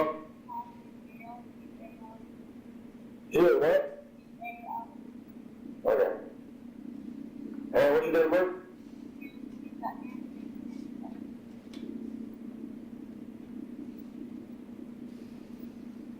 Okay, you want anything crazy? Okay. You don't have any copies of pictures or anything of your ID or anything like that on you? Like on your phone or anything? Or? Okay, can I see real quick? You got a picture of yours, bro? I got it. Okay.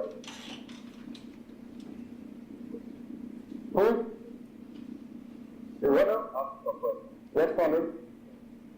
You don't have any pictures of you in the phone now? Okay.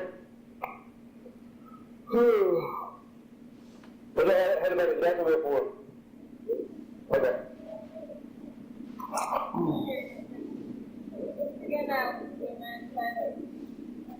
Alright. Well, what's that plan up on too?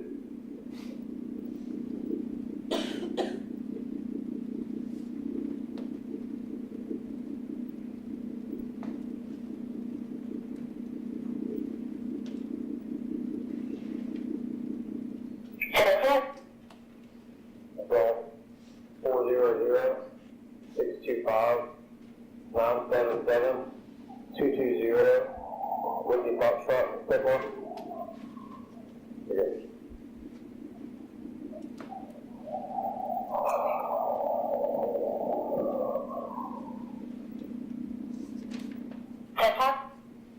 Second one's gonna be by name and date of birth. First name's gonna be Patrick, common spelling. Middle initial's gonna be Mike. Last name is gonna be Fowler, Foxtrot, Oscar, Whiskey, Lima, Echo, Romeo, 4-14-86. Should I do that real quick? So you just borrowed the car, man? I got you. You got any insurance on or anything that you know of, or? Yes, I'm driving this, so I think it's good stuff. Oh, it's a lift car? Okay, I got you. We're just, the tag's not coming back, for this car or anything, it's not coming back at all. And I mean, they got no paperwork on it, so.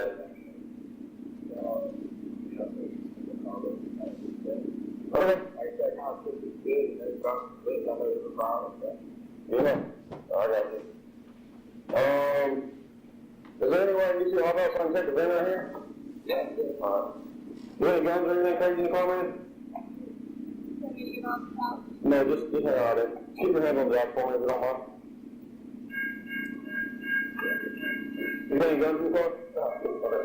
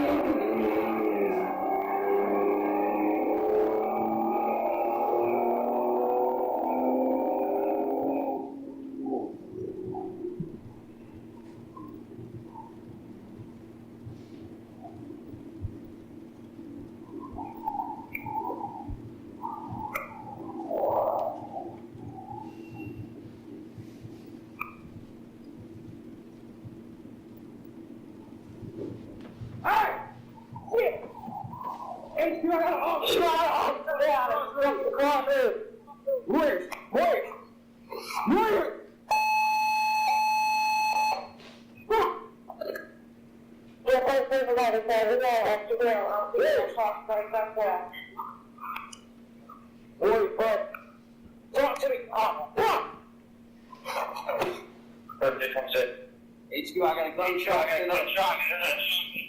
No. Boy, talk to me. 1054, it's 1001, boy.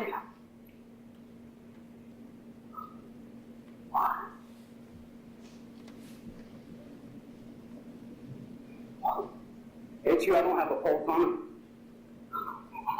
Oh, God! Damn, motherfucker! I'm at Sandy Ford, right before the railroad tracks, man. On 301. Fuck!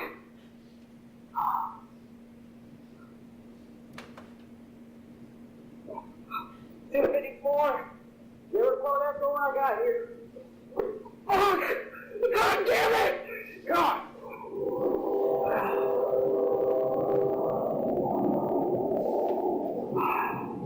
I need rescue, and I need somebody borrowed. I had train tracks down. I don't know if they went over the railroad tracks, and I don't know if they went south on 301.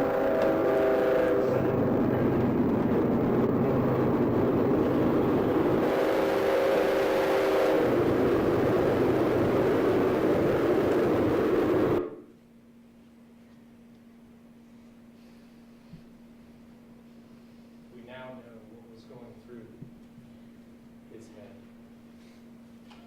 his mind, as he sat on that roadway when Deputy Moyers was treating him with courtesy, kindness. This defendant had long before he turned on the scene before the road, decided that he was going to kill Deputy Joshua Moyers. With that decision, he stopped being a Marine and became a Marine. And the defendant must face the consequences of his decisions and his actions on that day.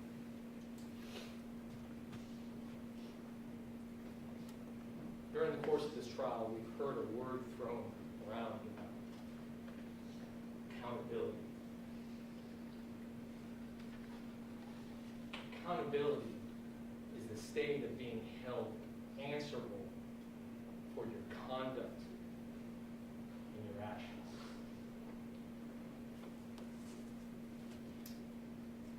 There is only one sentence that truly holds this defendant accountable for the murder of Deputy Joshua Moyers. And that is the sentence of death. Ladies and gentlemen of the jury, I now submit this case to you for your consideration. And the state of Florida asks you hold this defendant accountable for his decisions. His actions.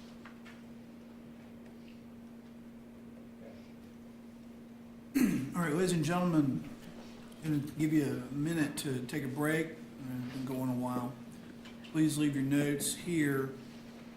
When you step back, obviously, we'll give you 15 minutes at minimum, but we're approaching the noon hour, so I'm going to talk with council about what we're going to do in scheduling, and so we may be taking a break. I'm not sure. We'll come back and inform you momentarily, but right now, get back and just relax for a moment. Do not talk about the case. Still not appropriate for you to talk about the case among yourselves. But this time, Deputy, if you'll take them back.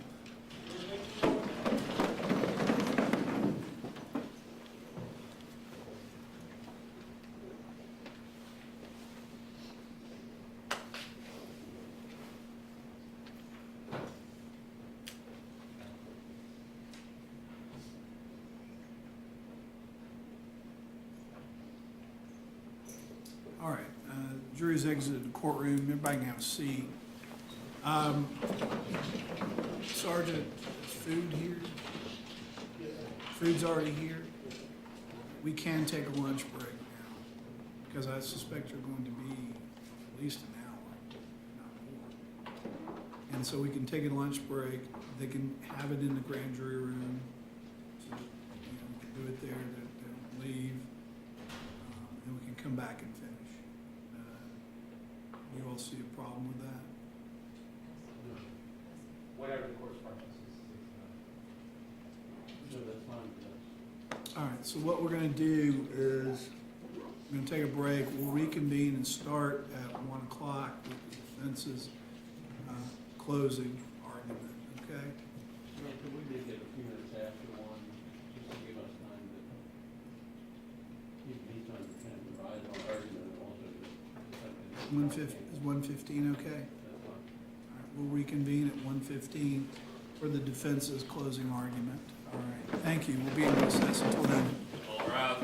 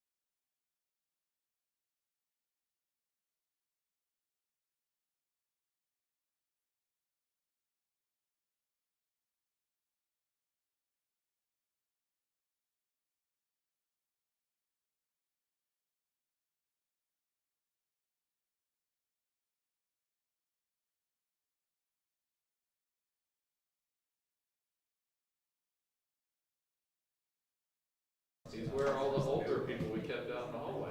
Oh, and I didn't know that.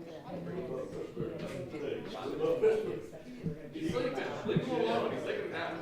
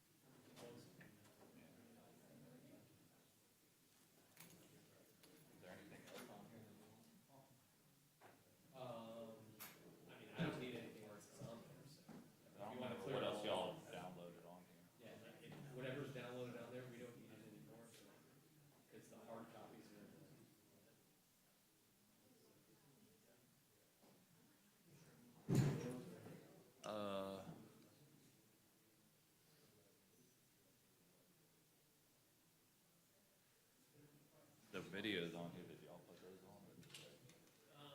I thought one of them was a redirect. Noise reduction maybe. No, that you can delete all that stuff. That's all our stuff.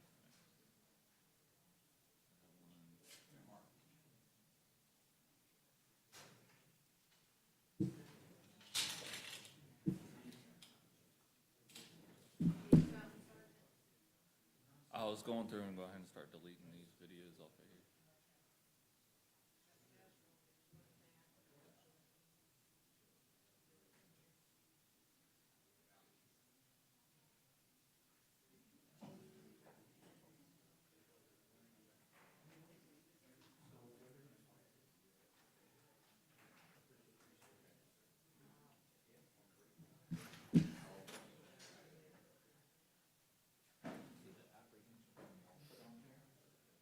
We put the apprehension on there. I think everything that's on there. All right. I don't think they've loaded everything on the computer. This PowerPoint too, all that stuff. Oh, you didn't touch. Oh, touched it. Fill that up, I think. Well, open it first, make sure. I think that's ours. It's not ours. Yeah, no. Yeah, yeah. Yeah, you can delete all that. Permanently.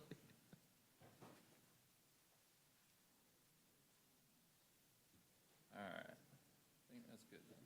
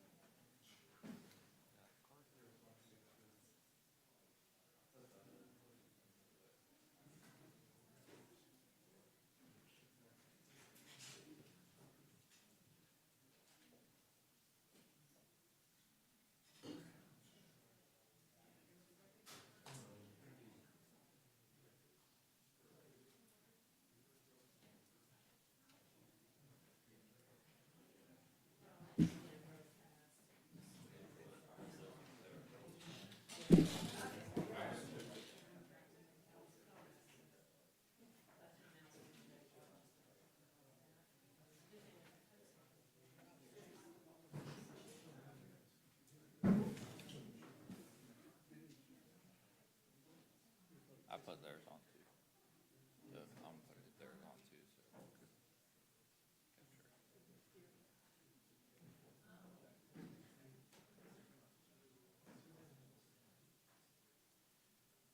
I know you can't promise.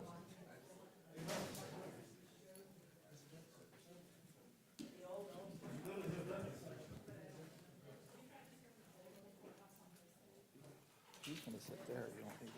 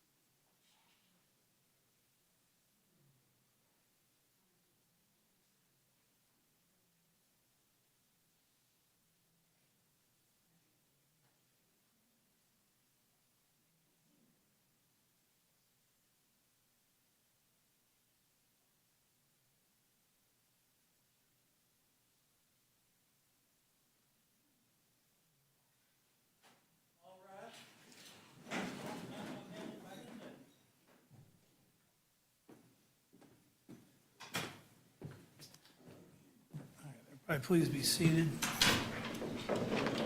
Anything we need to take up before we get started? All right, the jury was lining up outside, so when they're ready, you can bring them in.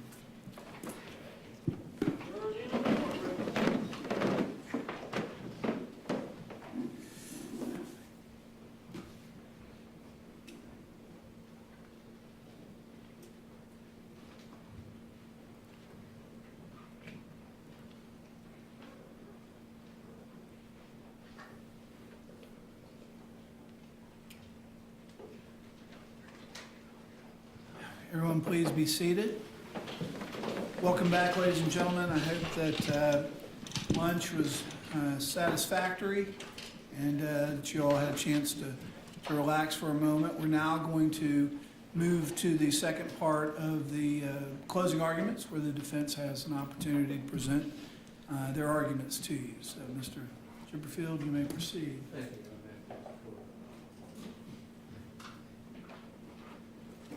Let me start by thanking you for your service. This has been a long time, and you've devoted your attention to this, and we appreciate that.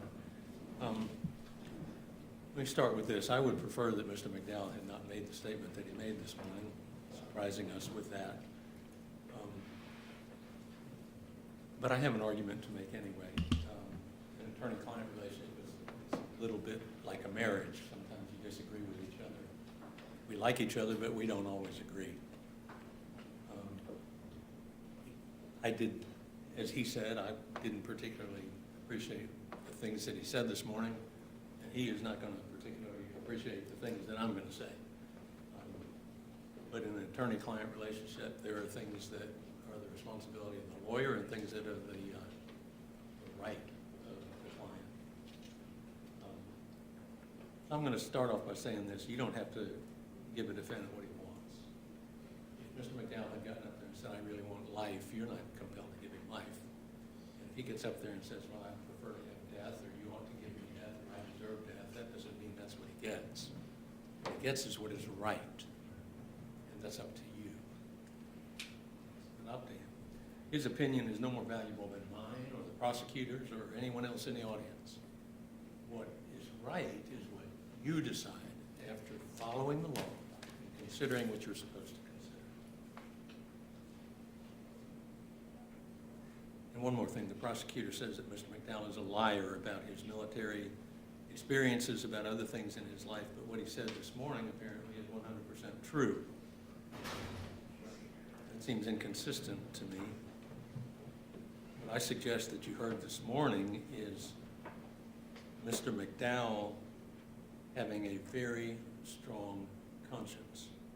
He feels strongly for the family of Deputy Morris and for what he did to himself and his own family and everyone else in this community. You heard something like that during the trial. It's like survivor's guilt. Survivor's guilt that was felt when Ryan Baker committed suicide. And his sergeant thought, well, maybe I could have done more for him.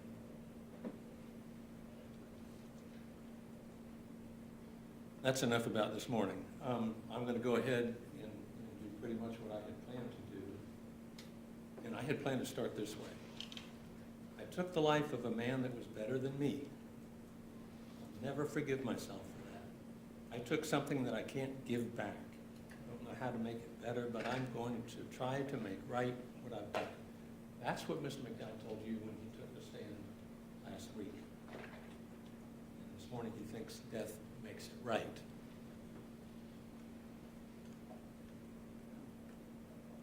But Mr. McDowell was expressing his remorse, and remorse is very important in a case like this. Patrick McDowell is a man of exceptional character and honor, and you know he's a man of honor because you watched him and you heard him when he testified last week. You know he is because you heard it from 41 people that we brought in here from all over the country who told you about the times that they knew him and what he was like. We promised we would try to show you his life because you have to consider not only what he did, but who he is. And that's the purpose of a penalty phase, is to show you who he is and peel his life just like an onion. Get right down to soul. And that's what these witnesses were presented for. And our witnesses went all the way back to when he was a kid. You heard about that. You heard all the way up to the behavior that he has exhibited here in court, in the jail, and with his family since he's been in jail. And no matter, and your decision is very likely the only time in your life you're going to make a life or death decision. So it's very, very important. And no matter what you decide, Mr. McDowell will die in prison. He'll either die by execution or he'll die a natural death or by whatever else happens to him with his convicts. Both sentences hold him fully accountable. You heard the prosecutor say that only a death sentence holds him fully accountable. But if you think about that, when the Florida legislature designed the death penalty law, do you think they said to each other, let's make two penalties, one that only holds the defendant partially accountable for first-degree premeditated murder, and another one that holds him fully accountable? Certainly they didn't do that. They chose the two most severe sentences that are allowable under the law. Life without parole is the waiting room for death.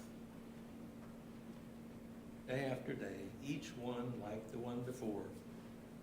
For people who are outside of prison, time is precious, time is valuable, time is something we save. We want more time. We never have enough time. But for an inmate in prison, time is something that's done to them. It's punishment.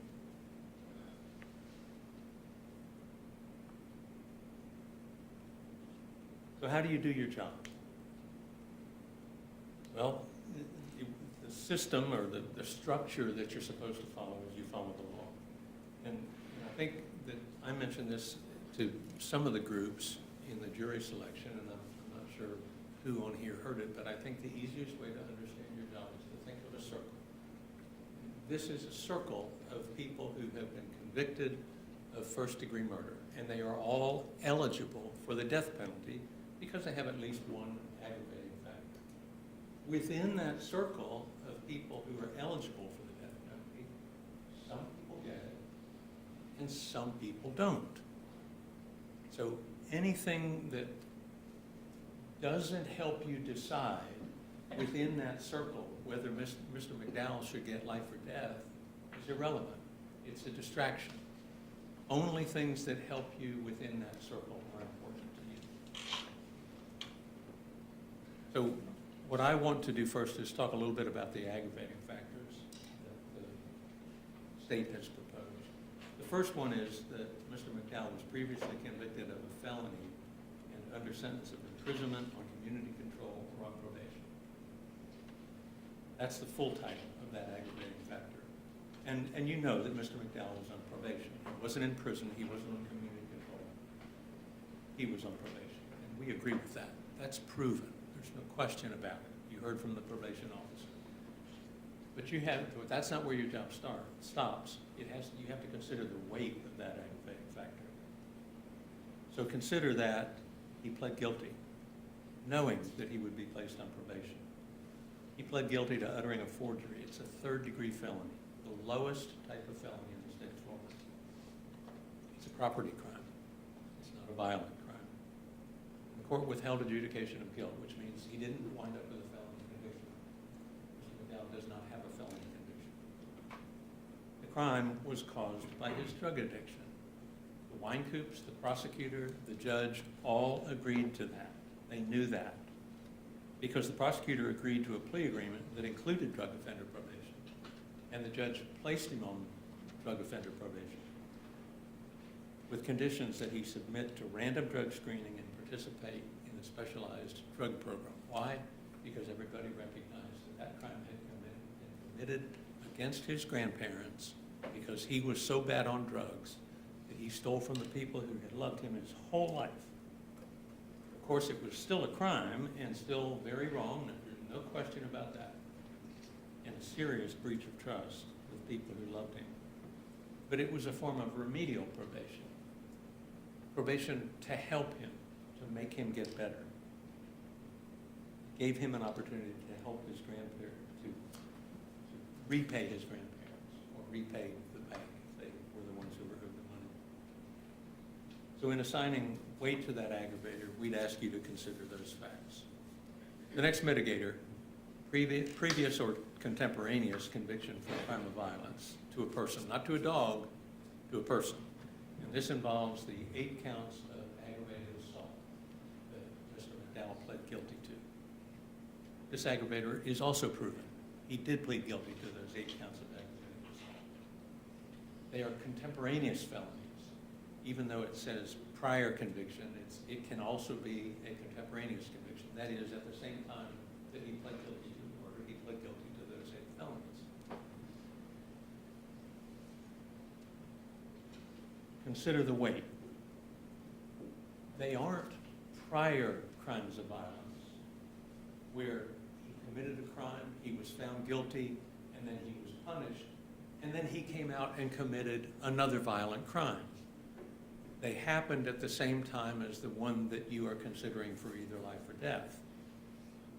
I suggest a prior violent felony conviction carries more weight when he has not learned the lesson that he should have learned when he was sentenced for the prior violent crime. That didn't happen here because these were contemporaneous. The other thing to consider concerning the weight of this aggravator is that there's no indication he intended to harm these 8 deputies. He thought about it. He told you that. He had one of them in his sights, but he didn't do that. This was an aggravated assault, not an aggravated battery, not an attempted murder. The grand jury didn't charge him with those crimes. An aggravated battery is when I actually touch somebody, hurt somebody, shoot at somebody, and hit them. That's an aggravated battery. Aggravated assault is the use of a gun to threaten to do violence, which places reasonable fear in the person that you're threatening. It's a threat of violence, not the commission of actual violence. And that's what the facts show in this case. That's what the grand jury charged with. That's what the facts show. And Mr. McDowell explained, as I was running away, I fired a shot, a 45-degree angle shot, to keep them from chasing me, to make them slower, to give them pause, so I could get away. That was his goal. The fact that he did not intend to hurt anyone and avoided hurting anyone weakens the weight of this aggravator. The next 2 go together. The crime was committed to avoid arrest, and Joshua Moyers was a law enforcement officer engaged in the performance of his official duties. Those are proven. Those are admitted. But they merge. Under Florida law, the judge gives you an instruction that each of those is proved by the same set of facts. So they don't count as 2 aggravators, they merge and they count as 1. And you don't give them more weight because it's 2 merged into 1. They get the weight of 1 aggravator. And we agree that the killing of a police officer is a weighty aggravator. There's no question about that. And that's really the thing that makes this case the kind of case where you just want to cry. The prosecutor said Deputy Moyers, as a uniformed police officer, protects and serves. When there's danger, he ran to it. Officer sacrificed to protect the community. Selfless sacrifice, selfless service.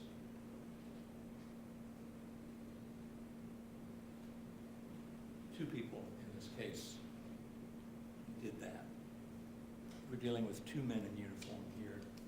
Deputy Moyers worked in the Nassau County Sheriff's Office to protect this community and to enforce its laws.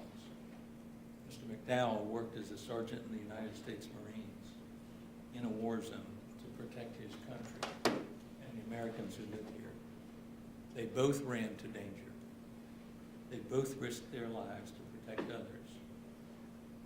One life was lost while he did his job and did it well. And that's Deputy Moyers.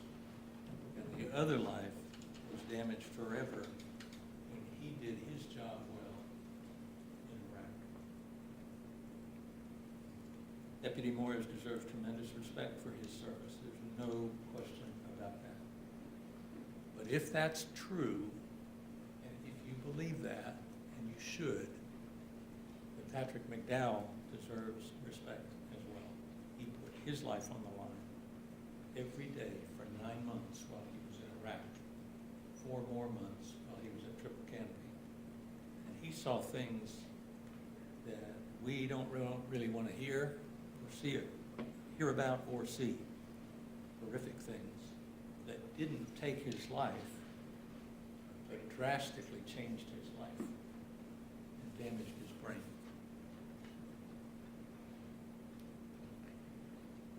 The last aggravator is cold, calculated, and premeditated, and this is the aggravator that we dispute, in spite of what Mr. McDowell said this morning. It's got to be proven beyond a reasonable doubt, and each and every one of you has to agree to that. That's the rule with aggravators. You have to be unanimous on an aggravator, and they have to be proved beyond a reasonable doubt. It's different from mitigators, and I'll get to that in a minute. And Mr. Khalil went over that too. Prosecutor argues that Mr. McDowell admitted that this morning and when he took the stand last week. Well, in a way, yes, but it doesn't work that way. He doesn't come in and either admit or deny cold, calculated, and premeditated because it's not his decision. It's your decision. And the problem, it's just like in jury selection. I think with all of you, I think we asked whether you would automatically vote for death upon a conviction of premeditated murder. And that question doesn't really, the answer to that question doesn't really mean very much if you don't know what premeditated murder is. And some of you, when we defined what premeditated murder was, that it was a conscious decision to kill rather than have reflection, you said, no, that is automatic death for me.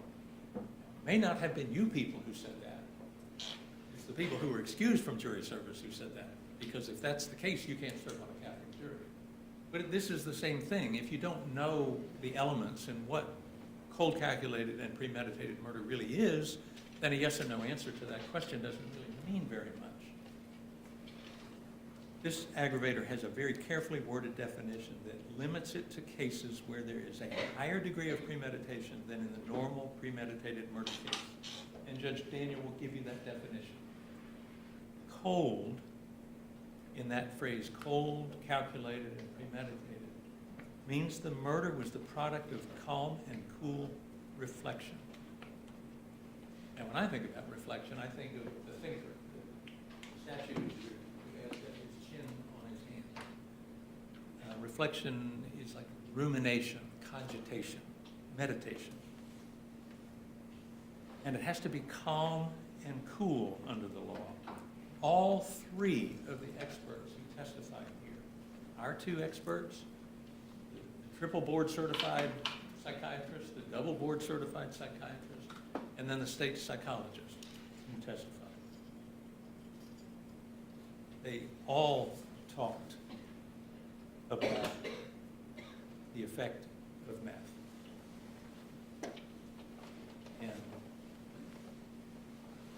the conclusion is that methamphetamine use is the opposite of cool and calm reflection. It impairs cogent thought, one of them said. It speeds up the heart rate, raises the blood pressure, makes you sweat, amps you up. It's a chemical stimulant with a known effect on the brain and the human body. There's no mystery about it. This is chemistry, physiology, it's biology, it's science. There's no dispute about the effect of meth on the human brain, every human brain. It makes you wired, it jumbles your thoughts. And if you need more evidence than just the experts to tell you that, then what did Noelle Gale tell you, who was in the van with Patrick McDowell? She said Patrick was panicky, he was paranoid, he was freaking out, he was wired. Those are the words that she used. That occurred when the police officer pulled in behind them. They had done meth in the parking lot where they bought the meth. They had done it while they were driving around and ended up in Nassau County. And they did it in the parking lot of the gas station where they got gas moments before they had contact with Deputy Moyers. Noelle said it speeds up your thoughts, it jumbles your thoughts. And Mr. McDowell himself said it makes the illogical seem logical. So the kind of thinking that was going on in that van at the time that Deputy Moyers was shot was anything but calm and cool. wired thinking.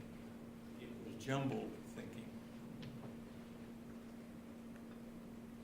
And then the thing that happened this morning that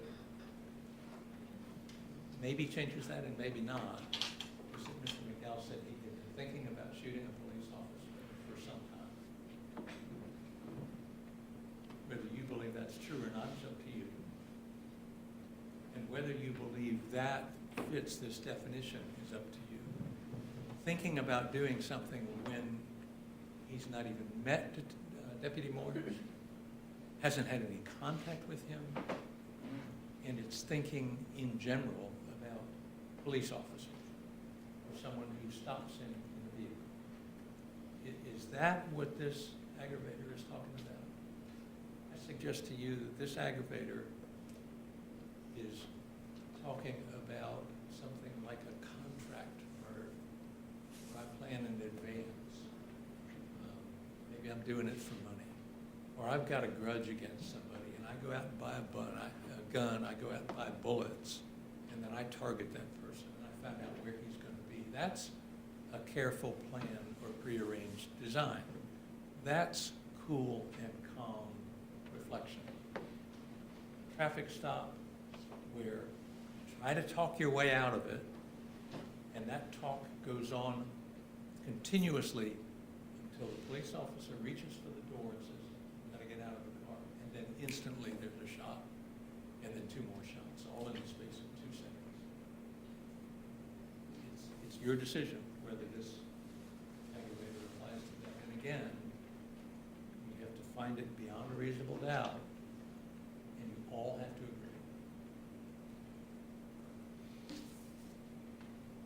Mr. Daniel will also tell you this: no facts other than proven aggravating factors may be considered in support of a death sentence. Only aggravating factors can be considered in support of a death sentence, nothing more. That's all you can weigh if you're going to vote for death. It's not an aggravating factor that Mr. McDowell was given a chance or multiple chances to get treatment for his PTSD or his drug abuse, but he just didn't follow through. That's not an aggravating factor. It's not an aggravating factor that he ignored his family and friends when they told him he needed help. Or that he's the one, it's not an aggravating factor that he's the one responsible for his wife leaving him. I don't know where that came from or why that was important, but it was mentioned repeatedly. That's not an aggravating factor. It's not an aggravating factor that he exaggerated any of his experiences in Iraq, if that was true. And we don't know if that was true or not, but it's not an aggravating factor. He could have lied about multiple things, and it's not an aggravating factor. You don't weigh that when you consider life or death. Only the aggravating factors can be considered as reasons to vote for death. Another thing you can't consider is victim impact, and I think we talked with everyone in jury selection about that. And that's a really hard thing to do. It's hard to lay aside the impact, the statements that you heard read by people who loved Deputy Moyers. That's a very hard thing to do. And jury selection, when two people ask, well, why do we hear it? Why do you tell us about that and then tell us not to consider it? I don't have a good answer for that, other than that's the law. That's the procedure that we follow. You're entitled to know, but you must not weigh it as an aggravator or weigh it when you consider life versus death. Another issue is the impact of this crime on Nassau County or on other people in Nassau County. It's not an aggravating factor. Surely it had an impact, but it's not something you can weigh as an aggravating factor when you consider life or death. And the law is very particular about that. That's critical under our law. Now, exactly the opposite is true for mitigation, because mitigation is defined differently. A mitigating circumstance is not limited to the facts surrounding the crime. Judge Daniel will read this to you. A mitigating circumstance may include any aspect of the defendant's character, background, or life, or any circumstance of the offense that may indicate the death penalty is not appropriate in this case. Why the difference? Well, because when you're inside that circle and of people eligible for the death penalty, and you're trying to sort out whether he gets life or death, everything about his life is important in making that decision.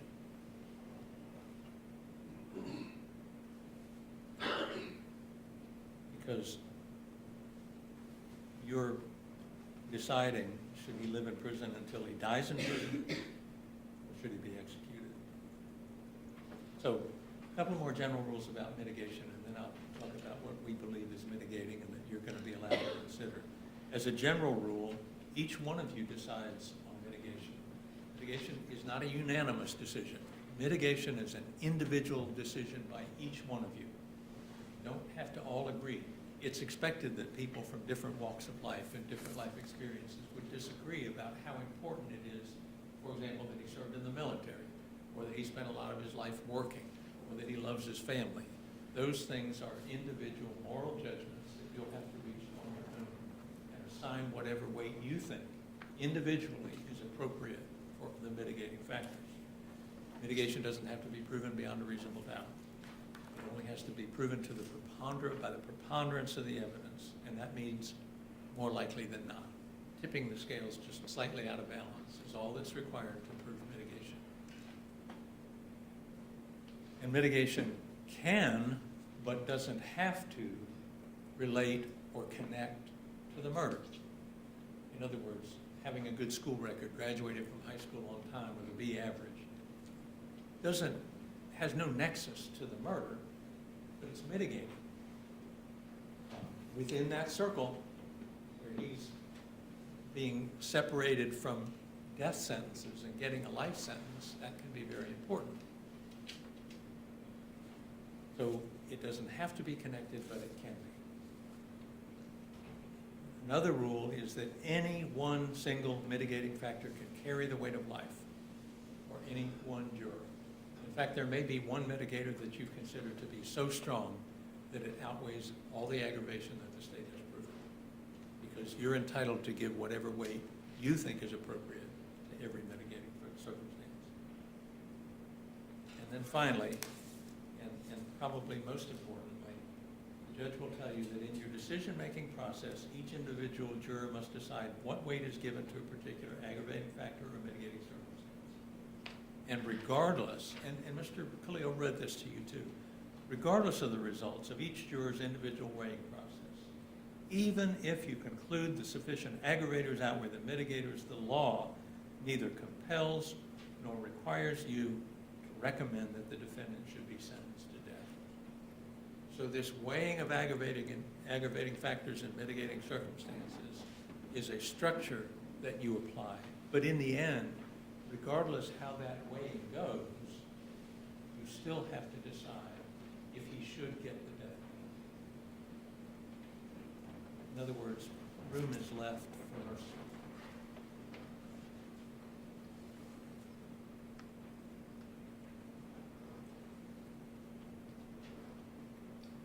When you get the instructions from Judge Daniel, the proposed mitigating circumstances are listed in the instructions. I think it's paragraph A to X or something like that. And some of the paragraphs are sort of in summary fashion, and there's some details that aren't put in there, and I'll go through some of those here. Those mitigating circumstances are in more or less chronological order, moving from childhood up to the time that he was spent in jail here and how he was behaved here. I'm not going to talk about them that way, and I may not hit every one of them, but you'll get them when you get the instructions. What I want to start with is what seems most obvious and what we believe standing alone carries the weight of life. And that is Mr. McDowell's service to his country in the Marines in northern and central Iraq, and with triple canopy at the Army base at Forward Operating Base Delta near Al-Qaeda. Thank you for your service, is something we say to our veterans every day. And you heard it said here. It's the reason we have, and it's because of their service, it's because of their sacrifice, and it's the reason when you drive in here to the courthouse, you're driving on Veterans Way. There's a special parking place right at the front of the parking lot that's reserved for veterans. There's a sign there. There's a display in this courthouse devoted to a veteran who died in Vietnam. It's why we celebrate Veterans Day every year, why we have Pearl Harbor Day, why every NFL team has a day that they dedicate to veterans, and on and on and on. We do those things for veterans because we recognize the sacrifice that they give, that they make for their country. And we say it to veterans without even knowing what they did with the rest of their life, with no idea whether they've behaved since they got out of the military or not, whether they've been to prison or not, whether they beat their wife or not.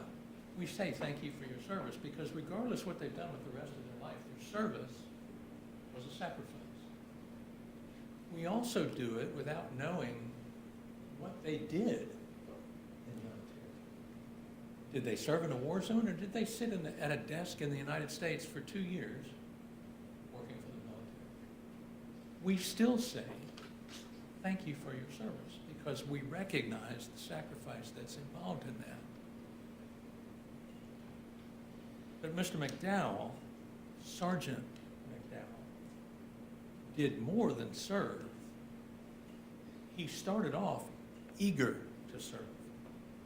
Despite some efforts to show that he went into the military only because he was trying to avoid jail, that's not what happened. You saw a photograph and you heard testimony that he entered the delayed entry program when he was in high school. He wanted to go into the Marines. He wanted to go into the Marines at a time when Marines were dying in Iraq. He nevertheless wanted to go in. But that entry was delayed because he hurt his knee. And then after he graduated from high school, he got in some trouble. Dad told you, I brought him down to Florida. I was a sergeant in the Marines. I think I can handle an unruly teen, is what he told the judge. Mr. McDowell came to Florida with his father and he worked. He worked for a year, day and night. He worked for Asplund Tree Company during the day. He helped his father and his stepmother at night with their cleaning company. Made enough money to buy a car, made enough money to pay off what he owed his father and the court. And then what did he do? He entered the Marines. He found a recruiter in Florida who helped him get in, while the war in Iraq was still going on and Marines were still being killed. He went on 2 deployments. He was promoted in rank to sergeant. He was selected as the battalion commander's radio operator and personal security detail in the jump platoon in a war zone. He received outstanding performance evaluations and 2 Navy and Marine Corps Achievement Medals. If you want to see that, they're in the back of this book. The very back pages, if you want to read them again. Major Middleton and Colonel Nugent read them to you. His performance reviews and both of the NAMs, the Navy and Marine Achievement Medals. He was respected as a mentor and teacher of the Marines who were junior to him. He even extended his enlistment in the Marines in order to be able to go to the war zone in Iraq, running to danger. While he was in Iraq, he was the one responsible for communications between the battalion commander and the battalion left back at the base. Also, air support. He was the one who was responsible for calling in air support if they had a problem, if they were attacked, if they hit an IED. The Marines who came here to testify from all over the country and Australia said he was kind. He was diplomatic when he had to stand up to Staff Sergeant Chamberlain, when Chamberlain got unjustly angry at Dan Ransom, who had been in the shower when the mortar hit and was running and coming down the berm. Mr. McDowell stepped between them. He knew how to act toward people lower than him in rank and also higher than him in rank. Other Marines said he cared about everyone else first. He never had downtime because he was always working in his off hours in the comm shop with the radios. He was thorough. He was a leader. I was honored to serve with him. Another one said he was the best radio operator I ever saw. His supervisor said he was a better radio operator than I ever was. He helped those under him become better Marines. He set an example for them. And even Brandon Westerman, who works with a police SWAT team, came here to tell you about Mr. McDowell and how good a Marine he was. And then you heard those ratings from Colonel Lieutenant and Major Middleton, and you'll be able to read those if you want to. The 4+ years in the Marines, in and of itself, whether he came back with PTSD or didn't, is substantial mitigation, entitled to great weight, and we believe it's entitled to the weight of life, regardless what you think about the aggravating factors. But there's more, and that is the price he paid for his service. The price he paid was an impact on the rest of his life, impacted by PTSD. Doctors Matto and Hall, our experts, believe, looking back in hindsight, that he did have PTSD after his deployment to Iraq with the Marines when he came home. In 2010, Dr. Julia Tesh Owens at the VA, and people she worked with, said that they determined he had what is called sub-threshold PTSD. And that was because he had not been out of the Marines very long to establish a work career to see how the PTSD was impacting his life. He clearly had problems in his relationship with his wife, but he hadn't really had a job. So they had to get him, she recommended that he come back for treatment, and over the course of treatment, they would make a better diagnosis. If you want to read that, any of those records, they're in the VA medical record volumes, and they start at page 489. 489, if you want to look at that.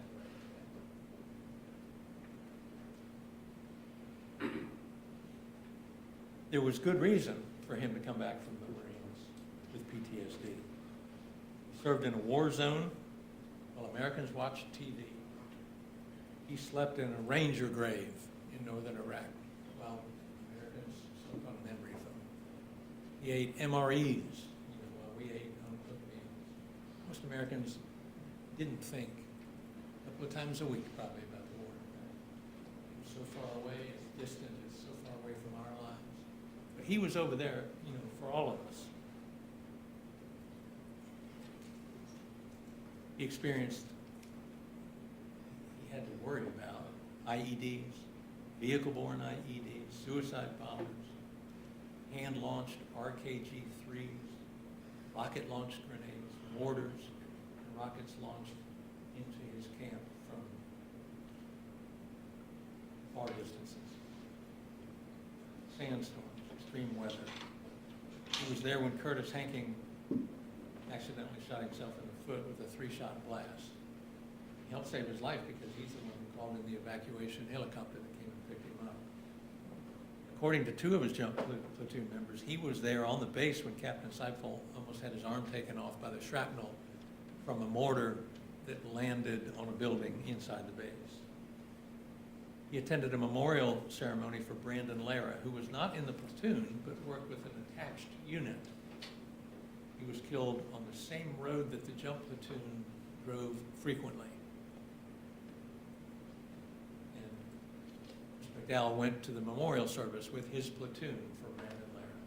And while they were there, you heard that a rocket was actually launched in there. While they were there, the major was there, the brass was there.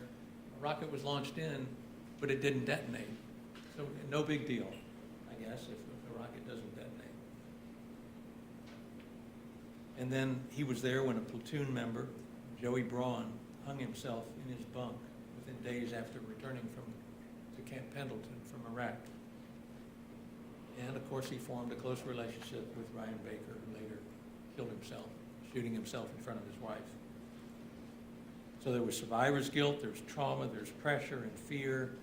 Every single day, no weekends off, you don't get to relax. One day just like the other, never knowing which day would be the last. And one of the Marines told you, when we were over there, we all talked about dying. We all thought we were going to die over here. And never knowing also, his job was different than the other members of Jump Platoon. Because every time Colonel Nugent went to a key leader engagement or went to visit another base or another company, if he had a meeting with a key leader, McDowell would go in with him. And so would Staff Sergeant Chamberlain. Going into a building where you don't know if you're going to meet friend or foe.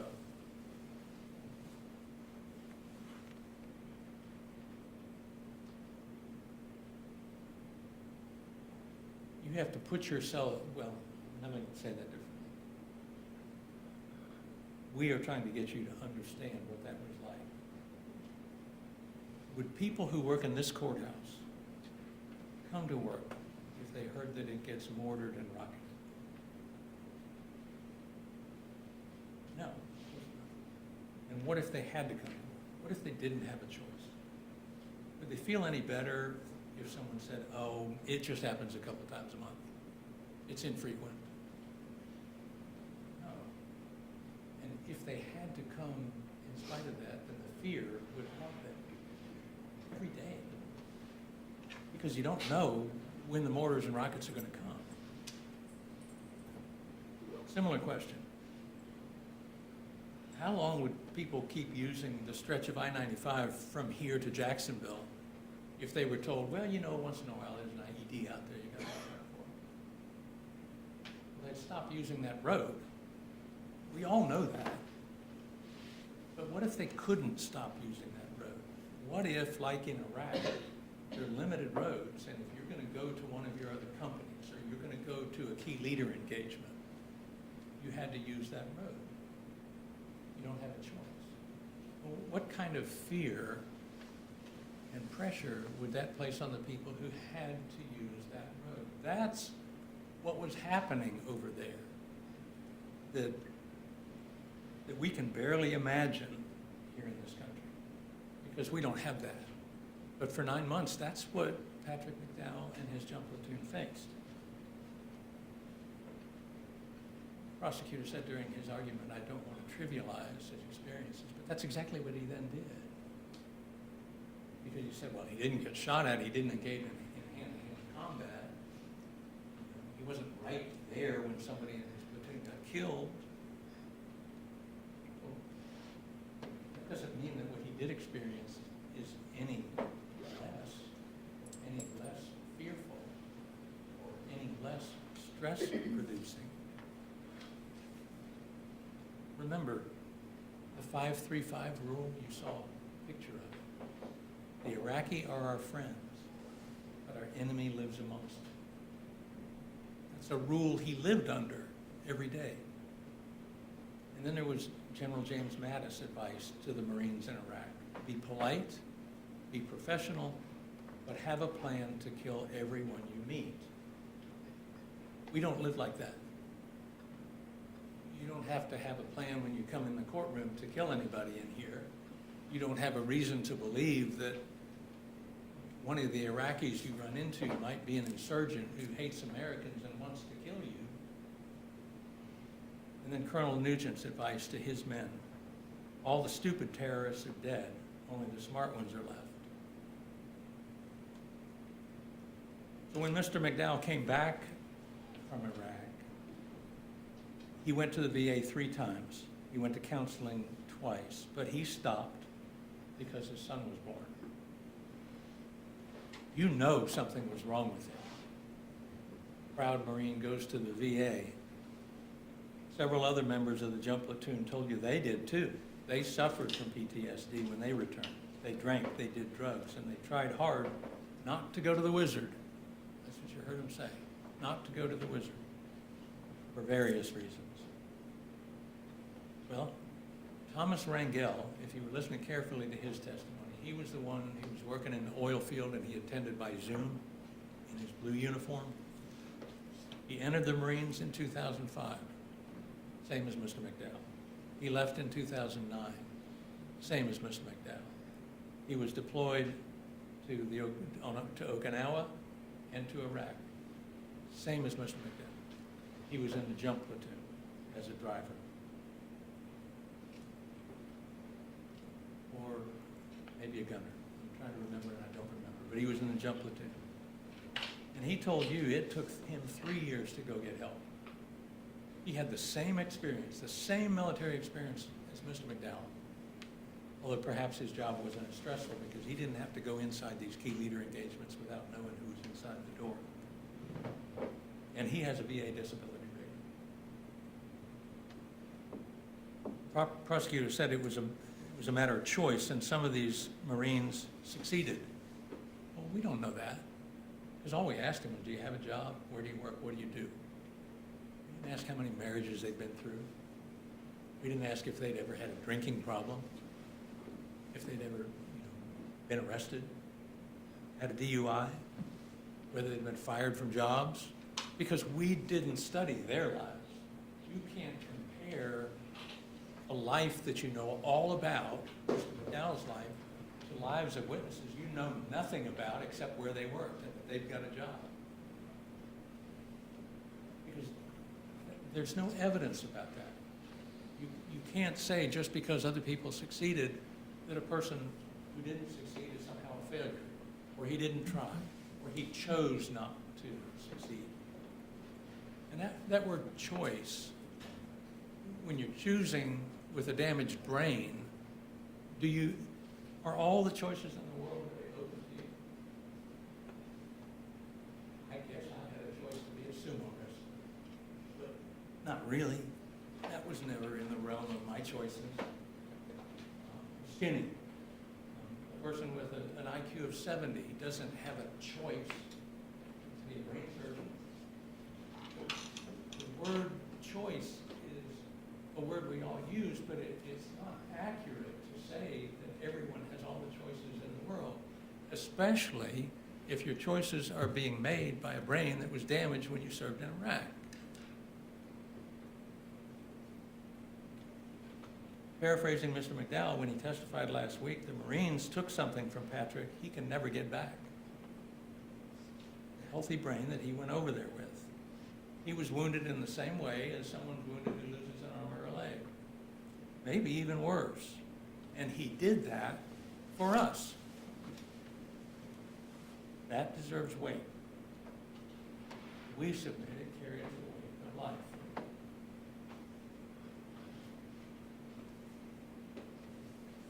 But there's more. He went back to Iraq. He went back with triple canopy. And that is no less noble than what he did when he went over there with the Marines. He was getting paid, sure.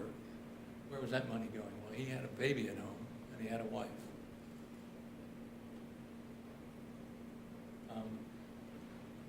He worked for a private contractor, but that private contractor provided security for the United States Army base to guard American soldiers.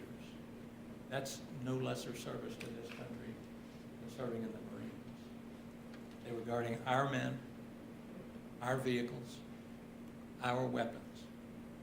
Triple Canopy was paid by the American government to hire Americans to protect Americans.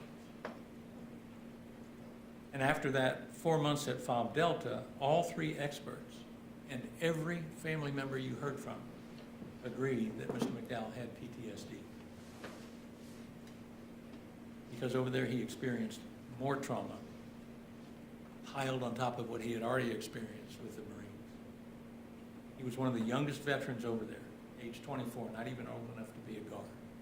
And all these other guys you heard from, you asked them their date of birth, you could tell by looking at them they were older than Mr. McDowell, but they told you they were older. Rockets and mortars on a more frequent basis than he had had in the Marines. You heard that at Kalsu, the station where he stopped before he actually got to forward operating base Delta, he experienced rocket fire 4 days in a row. One rocket knocked him out of his chair while he was talking to his wife because it landed so close.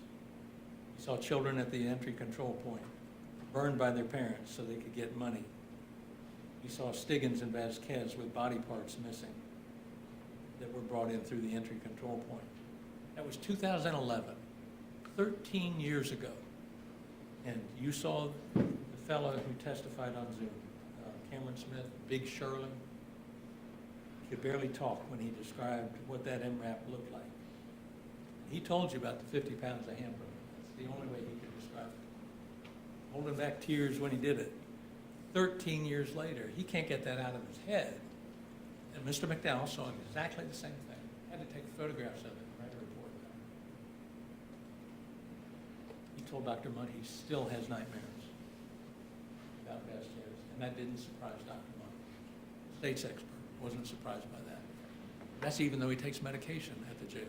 He still has nightmares. He sees Vasquez. So now he's got PTSD for sure, and it starts messing up his life. He and Shauna can't get along. They separate. She takes Nathan to California. Would that have happened without PTSD? Well, we'll never know, because he didn't live the rest of his life without PTSD.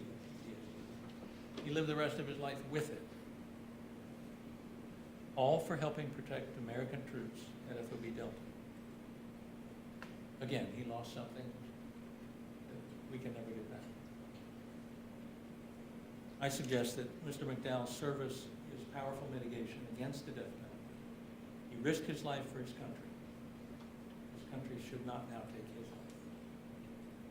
life. As a Marine, he offered his life in time of war, and we should not take his life in time of peace.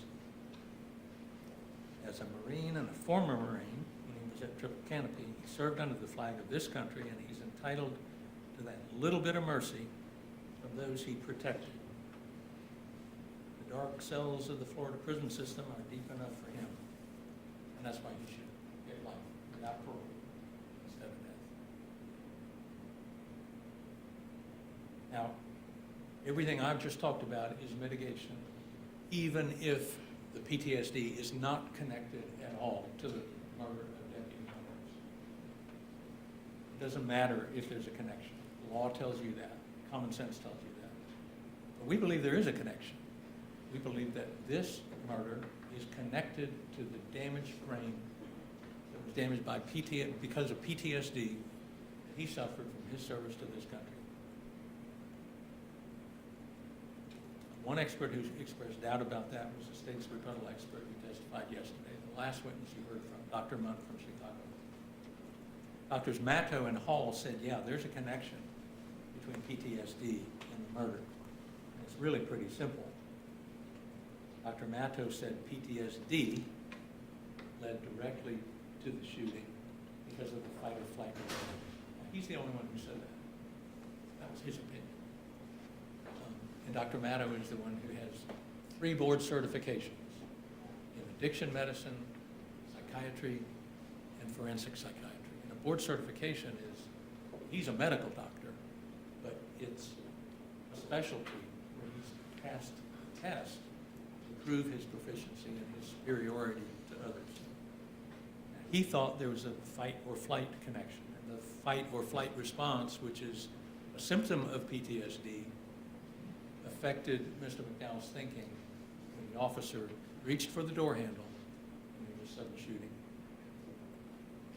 So that would establish a direct connection between PTSD symptoms and the shooting. Dr. Matto and Dr. Hall both believe that even if there wasn't a direct connection, there's an indirect connection because there's something in between the PTSD and the shooting, and that's drug abuse. In this case, methamphetamine. PTSD is commonly associated with drug abuse, and drug abuse is what caused the shooting. So that connects what he got in service to the country to the murder itself. It's kind of like the Boeing aircraft that lost a door, I don't know, a couple months ago when it was in flight. Well, what caused that? Well, clearly the cause of it was the air pressure and the turbulence and everything while it's flying through the air. Well, sure, that's the immediate cause, but what's the proximate cause?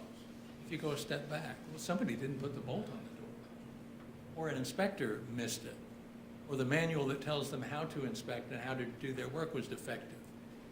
The last thing that happens is not necessarily the only thing that caused the event. You have to look backwards. We all do that.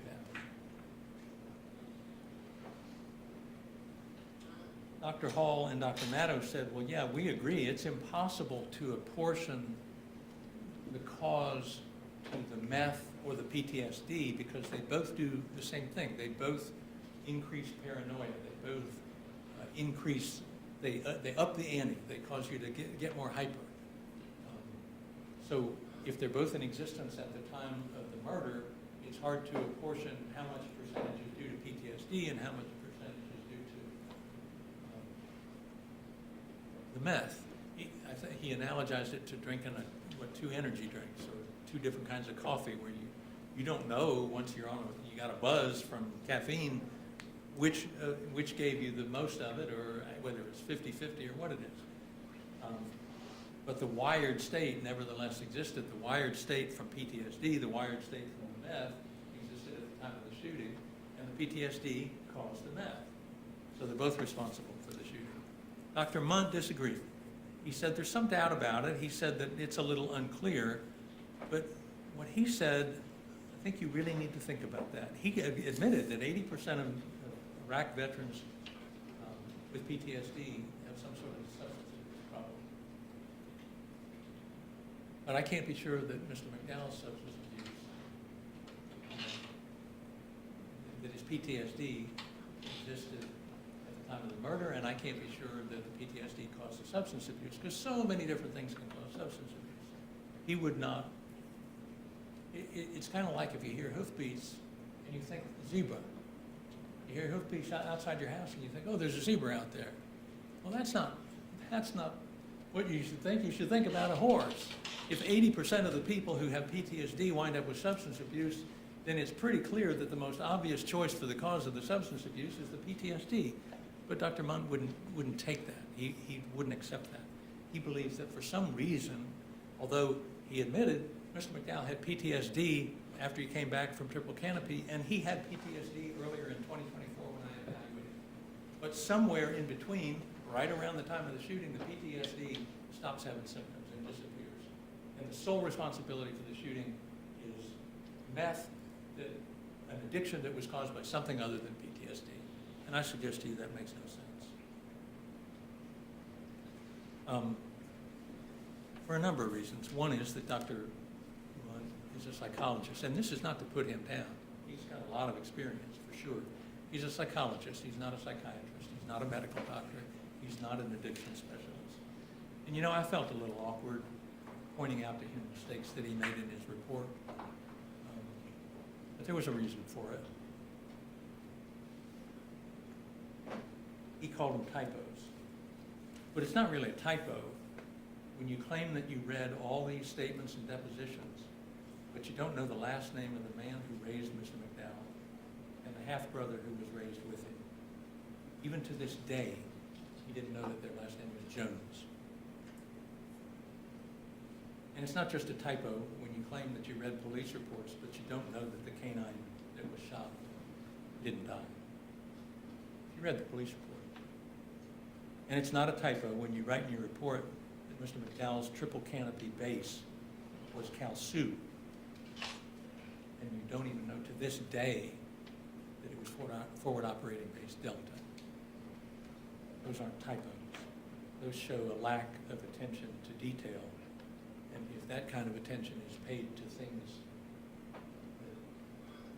that argue against a minor, then how can you trust an opinion that he gives on something that is important? How much care does he put into his work? So our position that there is a connection between PTSD and the murder, and it's a connection that at the very worst for us is established by PTSD that causes drug abuse that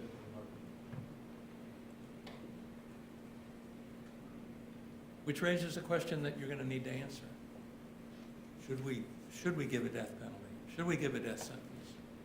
Someone who went to a war zone for us and came back and committed a murder because of his PTSD that he acquired because he was defending his country. Or, within that circle of people who are eligible for death, does that give him a little bit of mercy, an edge over the others who are in that circle? Because he served his country and came home with a damaged brain that caused him to commit a very serious crime. Another mitigating circumstance is remorse. Mr. McDowell didn't have to get up here and testify. Some defendants who just sit there, don't say a thing, but he wanted to be accountable. He wanted to tell Deputy Moyers, family, officers, his friends, the truth, because he said he felt like they deserved it. Even Dr. Munn, who does hundreds of these, thousands of these evaluations across the country, said the level of accountability taken by Mr. McDowell is extremely rare. You listen to the testimony of Sergeant Creel, the first witness we put on. I think he was the first. He was there in the hospital after Mr. McDowell was arrested, and he said Mr. McDowell told him he was sorry. He knew what it was like to lose a brother. Susan Cagle, Peter and Francis Weinkoop, David Abramowitz, all three experts, and anybody he has talked to since this happened have received apologies, have heard expressions of remorse. He's always taken accountability and shown remorse.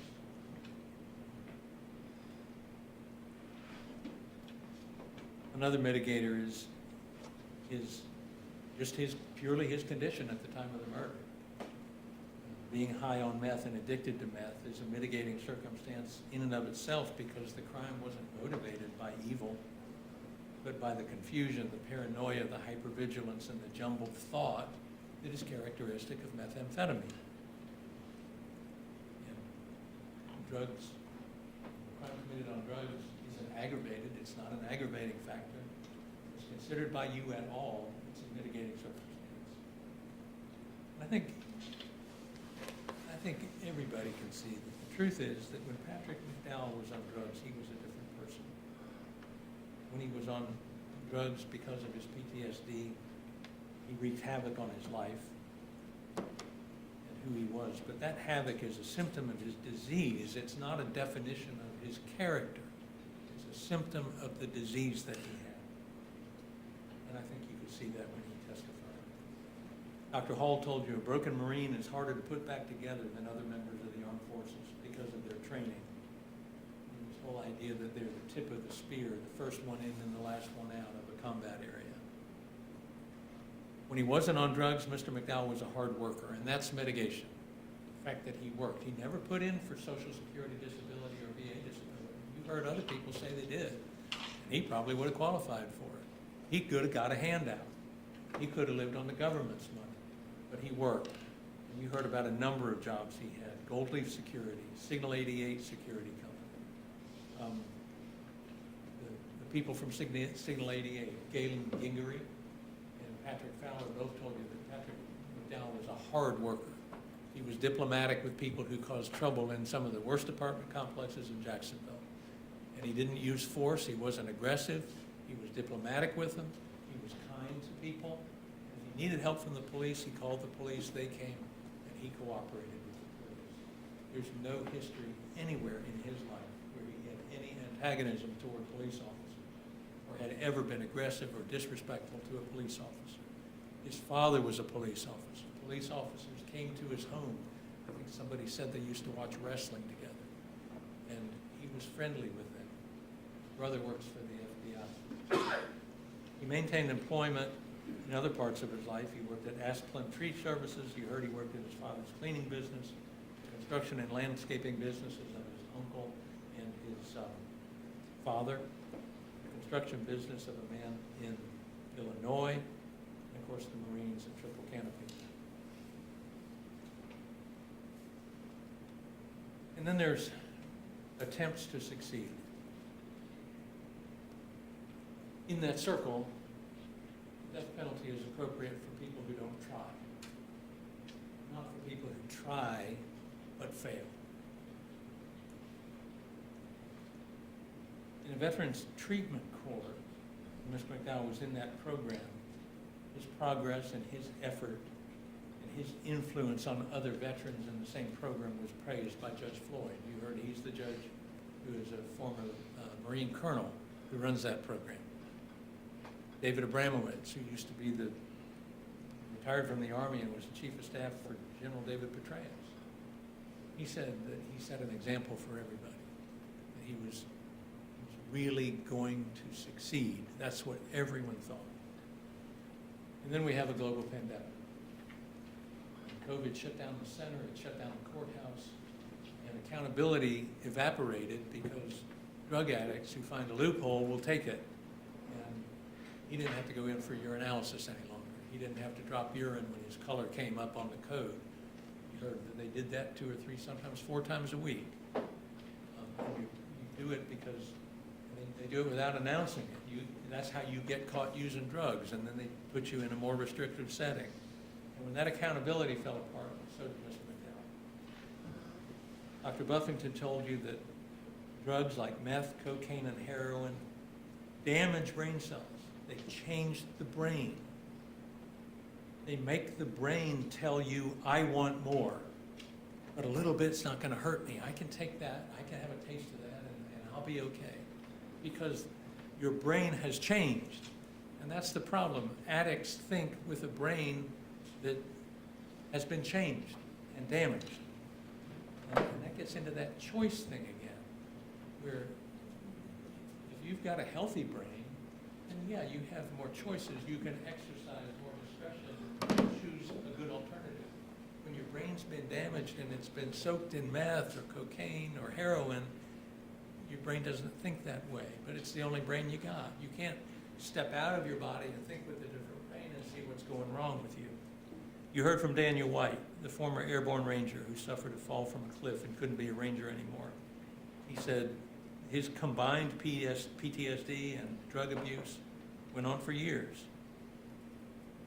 He's the one who said, I could be sitting over there. Blaine Lannon, he's the guy who's traveling the country in an RV on a healing journey. Skinny guy. Told you he's been fighting addiction for 4 decades. 4 decades of trying to resist drugs. And he's had relapses more times than he can count. Relapse is part of treatment. And addiction is not a failure of willpower or a weakness, it's a disease.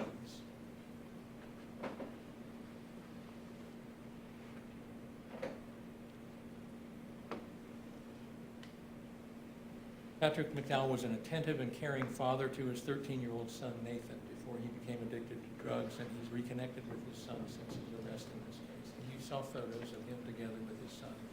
You heard from the grandparents, from Shauna, from Patrick Fowler.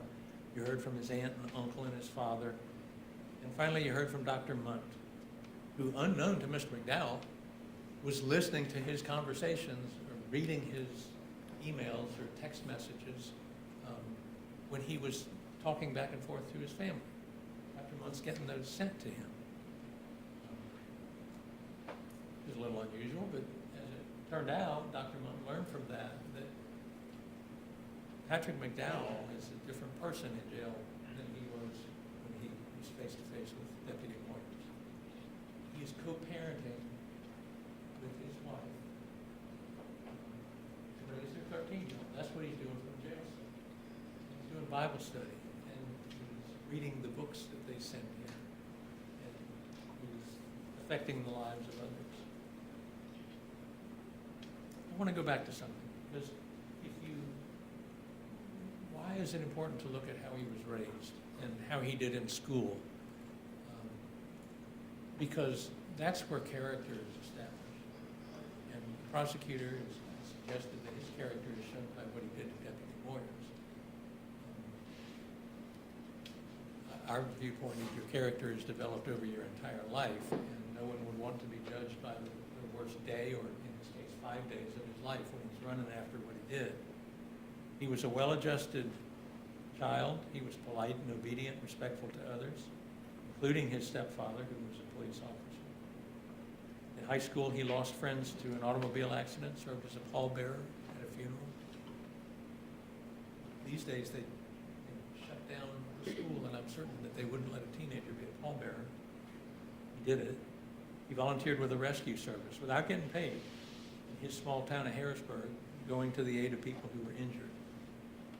He attended school regularly without failing a grade, graduated on time, and his grade point average, if you look at school record that you'll get, was 3.02. He's got a B average, which is pretty good for a person in that circle. Eligible for the death penalty. He got into trouble at age 18, but he owned up to it. He paid off the restitution, and it was handled as a misdemeanor and not a felony. And those things set him apart from people in the circle. He also cares about the members of his family, and his actions since he has been cleaned up from drugs speak a lot about his character. He participates in their visits. He looks forward to them. They look forward to seeing him. He does the Bible study. He reads the books. He's expressed that he wants to act as a mentor to other veterans when he goes to prison. And I suggest that that's mitigating. Why? Well, he followed rules for 4 years in the Marines. He can follow rules in prison. He followed orders from higher-ranking officers in the Marines. He can follow orders from guards in prison. He knew his place as a Marine. He'll know his place as an inmate. He set a good example for other men as a Marine sergeant, and he can set a good example for inmates in prison. Part of his life, he was the best of the best, not the worst of the worst. He should not get a death sentence. What value can he serve to society from prison? Well, it's a fact that most of the people who go to prison don't go for life. They go for a term of years. Young people from all over the state of Florida go to prison, and then maybe they get out after 3 years, 5 years, 10 years, whatever it is, but they get out. And they come back to Jacksonville and Tampa and St. Pete and Miami, and when they come back, they could be a neighbor. And we want them to be better people. Who better to set an example for young people serving short prison sentences than Patrick McDowell? He set an example for his Marines. He can do that in prison. He's a person that people looked up to in the Marines. Inmates can do that. In that way, he serves the community. He also serves the guards and the guards' family, because he can teach the young inmates to respect the guards, don't endanger the guards. The guard's got a wife. He's got kids. People like Patrick McDowell can do a service for all of us if he gets a life sentence in prison.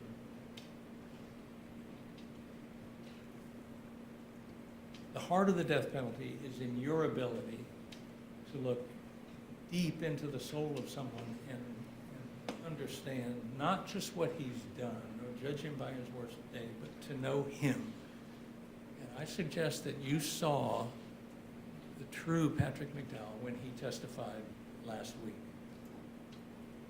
You also saw him through the eyes of people who have known him for years. You got to see him for about an hour and 7 or 8 minutes when he testified last week. And only about 6 minutes of that was me asking questions, where the lawyer has some control, and where Mr. McDowell might be able to anticipate what's going to be asked. But an hour of that was the prosecutor.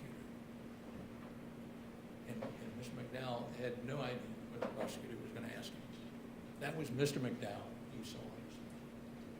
I suggest he was honest, he was straightforward, and you could trust what he was saying, his answers. You didn't have to think about them. He answered immediately every question that was asked. He even added things that perhaps didn't help him very much. This is a decision that you'll remember for the rest of your life.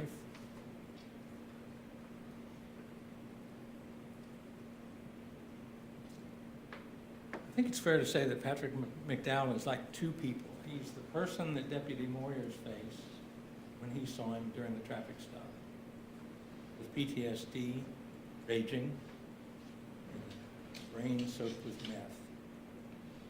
And you saw the video, you heard what happened, you saw the way he looked when he was arrested.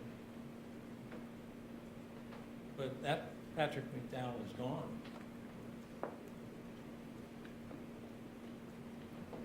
And the sad truth is that if you vote for death, it's for the Patrick McDowell that you saw here in court.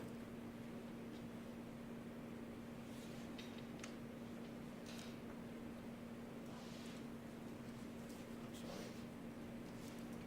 And that would be a shame. Please vote for life. Any rebuttal? Actually, Your Honor, I don't think we're done. All right, ladies and gentlemen, I need to now pass out the instructions in the verdict form to you. And I will be going over the instructions. So first of all, I need help from our bailiffs. These are the verdict forms. I'm going to give you a copy of the verdict form, and I'm going to give you a copy of the instructions. There's also enough for the two sides to pass out to give to both sides as well, okay? As they're passing them out, you've got the verdict form, Deputy Westbury, and you've got the jury instructions. They're going to pass a copy out to you so you can follow along while I'm reading. You can take notes, obviously, if you want, but be advised that you will have a single copy of the jury instructions with you while you're deliberating in the jury deliberation room, along with a single copy of the verdict form. Again, once you've given out everything, if you'll pass the other copies to both sides. Pardon? Yes, everybody. Yes, sir. Yes, sir. Do you need a comfort break? Okay, well, why don't we do this? What I'm going to do is we're going to pass out everything. I'm going to let you guys go back for 10 minutes. Leave the instructions, verdict form, and your notes on the seat, all right? And then we'll come back and I'll instruct you at that time, okay? Now, while they're passing out to those in the audience, as soon as I start giving the instructions, the deputies are instructed by me not to let anyone leave. So when we take a break, if you don't want to sit through the instructions, that will be the time for you to exit the courtroom. After I'm done instructing the jury and going over the verdict form, I will then allow everyone back in. It will be open again, but just want to make sure everybody is aware of that. All right, did you pass out the additional verdict forms to both sides? So they have copies as well.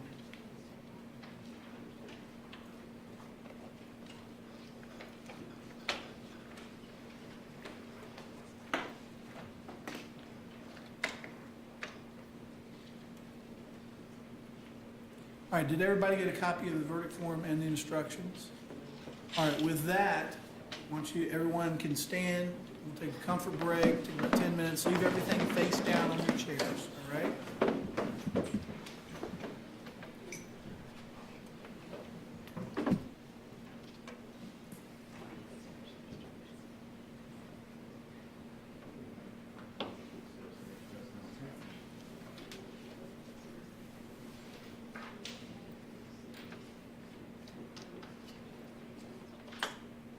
All right, is there anything else at this time? All right, then, if you all do not want to sit through the instructions, you can leave at this point. We'll reconvene in about 10 minutes. All right.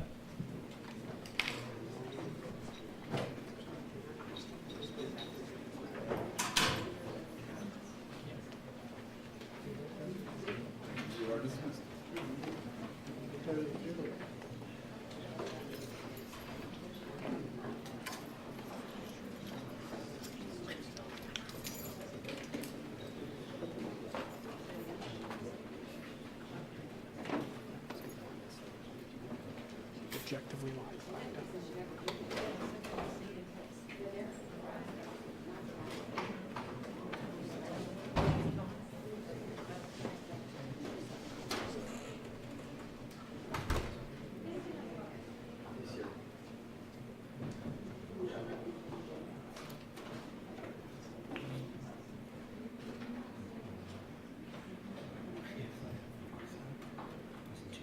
You could probably tell.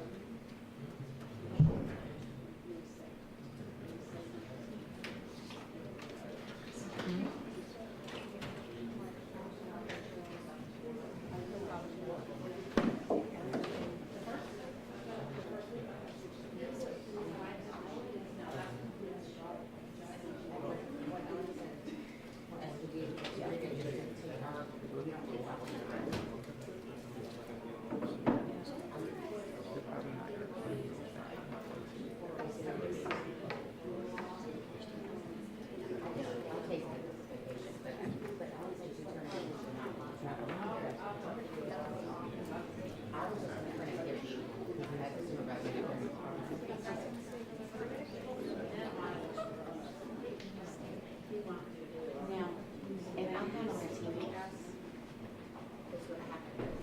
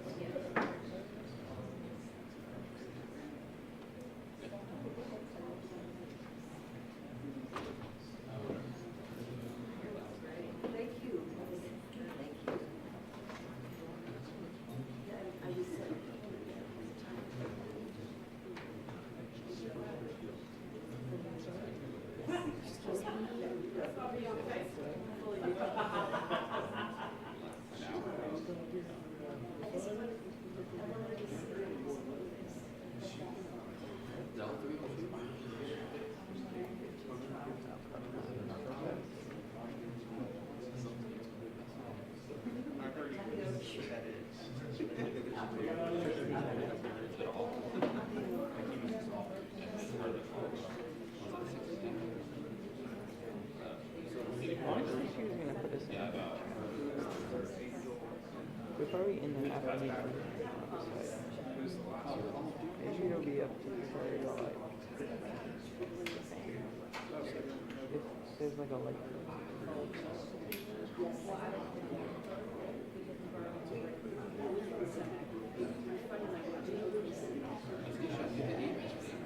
Oh yeah.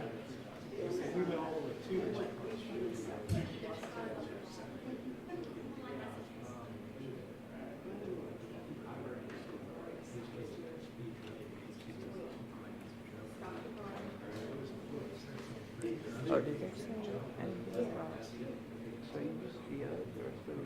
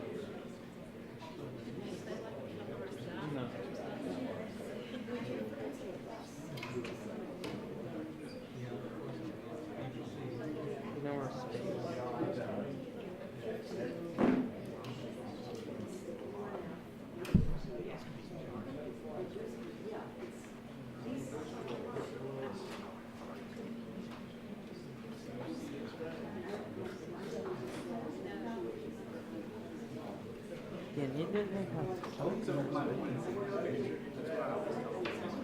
Well, because he's court can, and then he didn't come back in.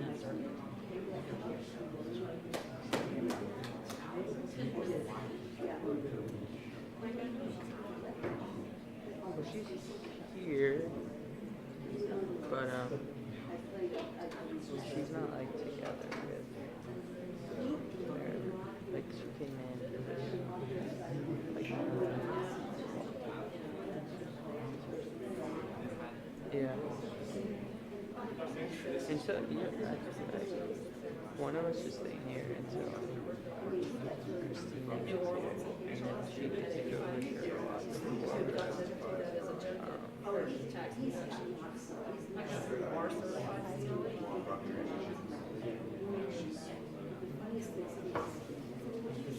No, that was my private birthday party.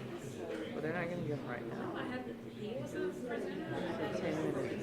Yeah, they don't have cameras. It's only a 10-minute break. Press like a 4 to 4, CLE certified. Everybody goes to Well, the actress, but like this is her photography, right? Oh, no, I just did myself. We didn't do Unless they anything. brought somebody else. But the family's gonna come back.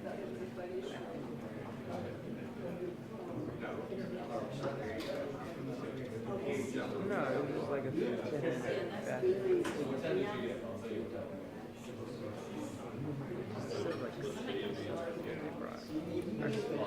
Okay, waiting on the hot tub. I know what's that.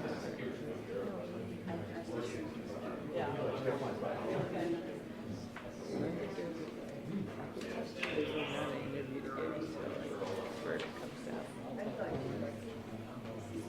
Well, yeah, but I mean, like, I don't think there's anything to get until first. You can't lose. Maybe you get one before, it's gonna become irrelevant. The verdict comes down.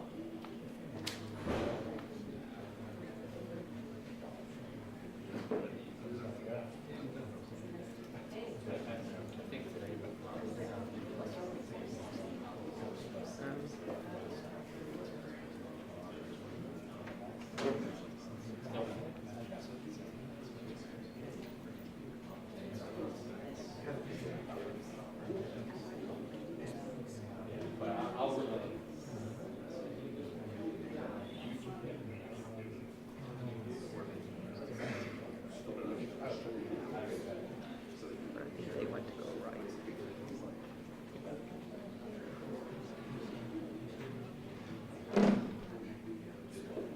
I think it's just easier to keep it on the courts.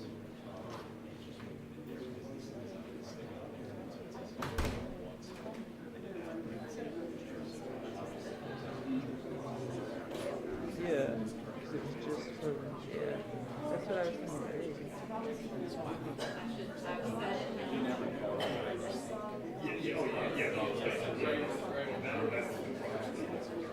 That would look good. I like split screen.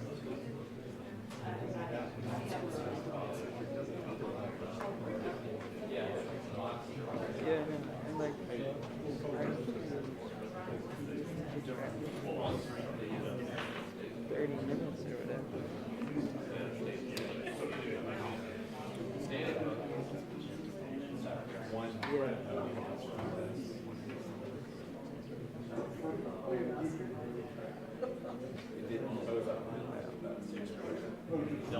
Because we got done. Or maybe it just. This is gonna be more into the water. As opposed to.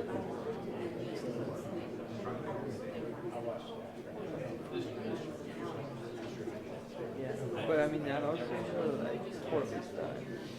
Or this is like court specific.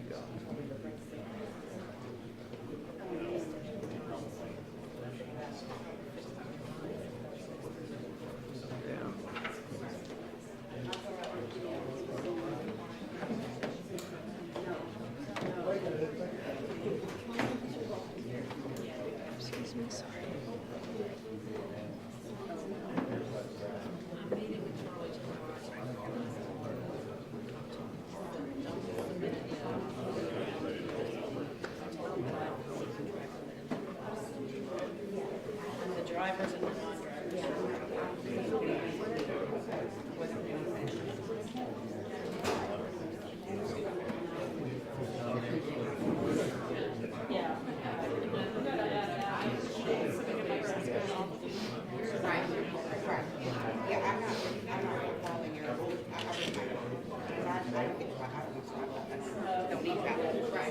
Monday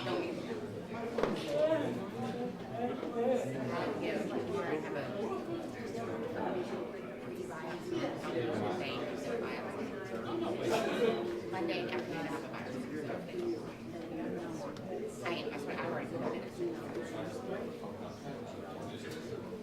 I think it's nothing, but there is treatment. It's not like a large.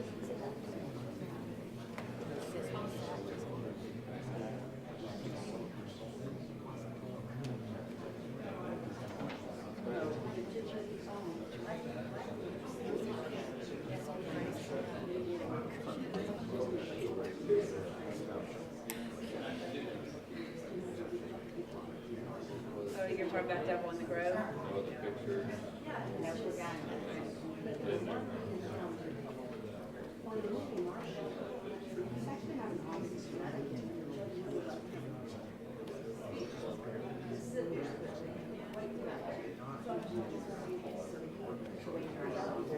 You know what? Is this Saturday? Yeah, you come. My trip comes. I'll come. Okay, yeah. I had the wrong weekend. Janine's husband's thing was last weekend. I didn't even know that. Yeah, no, I know. Is it in the same room? Okay, what time is it? Do you want me to pick you up? Yeah, no, I want to come. I completely forgot that my thing got canceled. I forgot about it.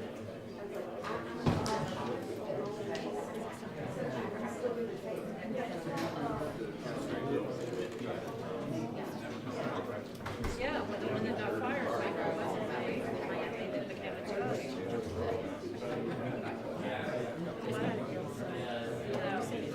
Just know the artist just got fired. This is Deb, she works in she's retired from the public. She retired after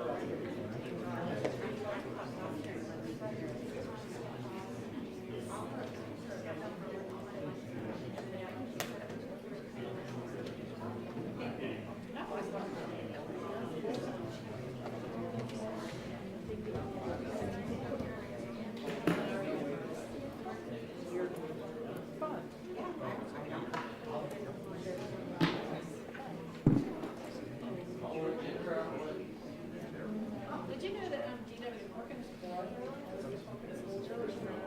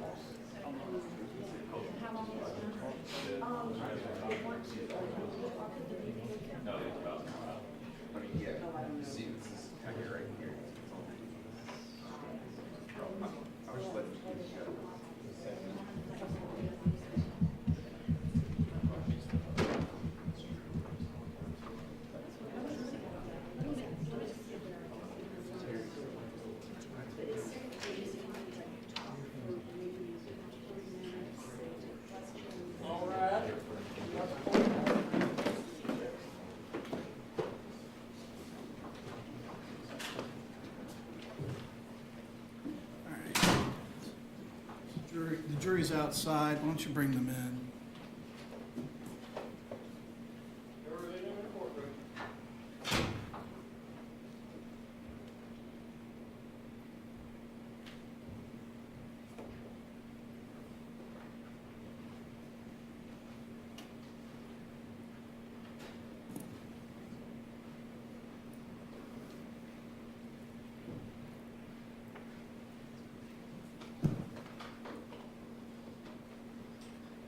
All right, everyone, please be seated.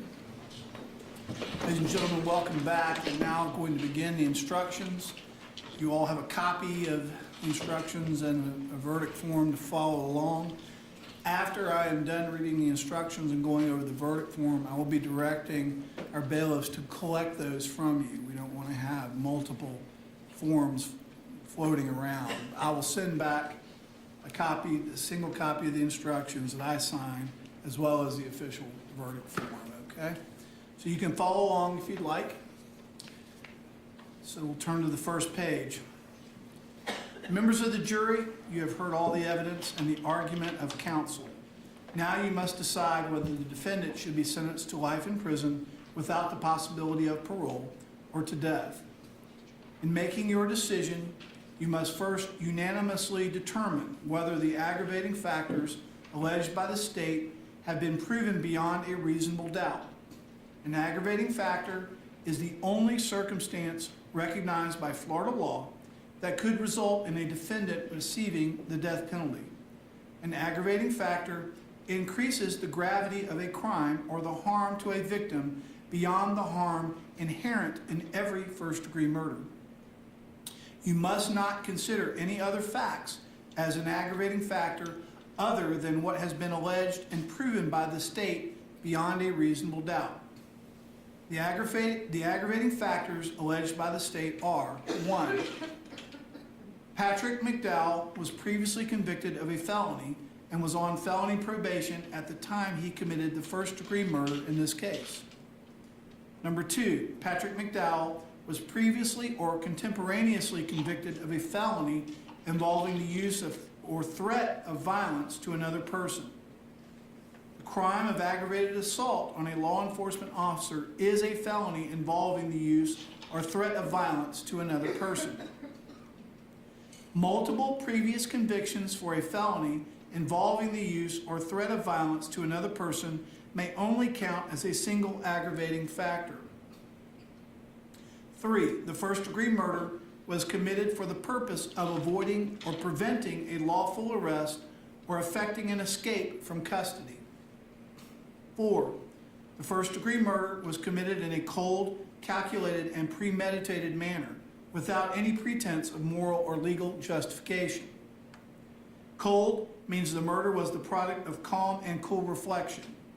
Calculated means having a careful plan or prearranged design to commit murder. A killing is premeditated if it occurs after the defendant consciously decides to kill. The decision must be present in the mind at the time of the killing. The law does not fix the exact period of time that must pass between the formation of the premeditated intent to kill and the killing. The period of time must be long enough to allow reflection by the defendant. The premeditated intent to kill must be formed before the killing. However, for this aggravating factor to apply, a heightened level of premeditation demonstrated by a substantial period of reflection is required. A pretense of moral or legal justification is any claim of justification or excuse that, though insufficient to reduce the degree of murder, nevertheless rebuts the otherwise cold, calculated, or premeditated nature of the murder. And 5, Joshua Moyers was a law enforcement officer engaged in the performance of his official duties. Under Florida law, the aggravating factors of 1, of the murder being committed for the purpose of avoiding or preventing a lawful arrest or effecting an escape from custody, and 2, Joshua Moyers was a law enforcement officer engaged in the performance of his official duties, are considered to merge because they are considered to be a single aspect of the offense. If you unanimously determine that the aggravating factors 1, of the murder being committed for the purpose of avoiding or preventing a lawful arrest or effecting an escape from custody, and 2, Joshua Moyers was a law enforcement officer engaged in the performance of his official duties, have both been proven beyond a reasonable doubt, your findings should indicate that both aggravating factors exist, but you must consider them you must consider them as only one aggravating factor. You've heard statements about the impact of this murder on the family, friends, and community of Joshua Moyers. These statements were presented to show the victim's uniqueness as an individual and the resultant loss by Joshua Moyers' death. However, you may not consider these statements as an aggravating factor. The state has the burden to prove an aggravating factor beyond a reasonable doubt. A reasonable doubt is not a mere possible doubt, a speculative, imaginary, or forced doubt. Such a doubt must not influence you to disregard an aggravating factor if you have an abiding conviction that it exists. On the other hand, if, after carefully considering, comparing, and weighing all the evidence, you do not have an abiding conviction that the aggravating factor exists, or if, having a conviction, it is one which is not stable but one which wavers and vacillates, then the aggravating factor has not been proven beyond a reasonable doubt. A reasonable doubt as to the existence of an aggravating factor may arise from the evidence, a conflict in the evidence, or the lack of evidence. If you have a reasonable doubt as to the existence of an aggravating factor, you must find that it does not exist. However, if you have no reasonable doubt, you should find the aggravating factor does exist. A finding that an aggravating factor exists must be unanimous. That is, all of you must agree that each alleged aggravating factor exists. You will be provided a form to make this finding as to each alleged aggravating factor, and you should indicate whether you find each aggravating factor has been proven beyond a reasonable doubt. I will go over that form with you in just a few moments. If you do not unanimously find that at least one aggravating factor was proven by the state beyond a reasonable doubt, then the defendant is not eligible for the death penalty and your deliberations are complete. If, however, you unanimously find that at least one aggravating factor has been proven beyond a reasonable doubt, then the defendant is eligible for the death penalty, and you must consider additional matters to determine whether the appropriate penalty should be life in prison without the possibility of parole or death. First, each of you must determine whether any mitigating circumstances exist. A mitigating circumstance is not limited to the facts surrounding the crime. A mitigating circumstance may include any aspect of the defendant's character, background, or life, or any circumstance of the offense that may indicate the death penalty is not appropriate in this case. If it is the defendant's burden to prove that one or more mitigating circumstances exist, mitigating circumstances need not be proven beyond a reasonable doubt. Instead, the defendant need only prove a mitigating circumstance by the greater weight of the evidence, which means evidence that more likely than not tends to establish the existence of a mitigating circumstance. If you determine by the greater weight of the evidence that a mitigating circumstance exists, you must consider it proven and give that evidence such weight as you determine it should receive. You need not reach a unanimous decision about whether the defendant has proven the existence of a mitigating circumstance. Any juror persuaded as to the existence of a mitigating circumstance must consider it in this case. Among the mitigating circumstances you may consider are: 1, the existence of any factors in Patrick McDowell's character, background, or life, or the circumstances of the offense that would mitigate against the imposition of the death penalty, including A, Patrick McDowell's parents separated when he was 6 months old, and he saw his father only at Christmas and summertime until he was 18 years old. Patrick McDowell was a well-adjusted child who was polite, obedient, and respectful toward others, including to his stepfather, who was a police officer. He was respectful to other police officers who socialized with his family. B, in high school, Patrick McDowell lost 2 friends to an automobile accident in high school and served as a pallbearer at the double funeral for the students. He volunteered with the rescue service, responding to scenes where people were injured. He loved his mother and was close to her in spite of mental health problems she suffered.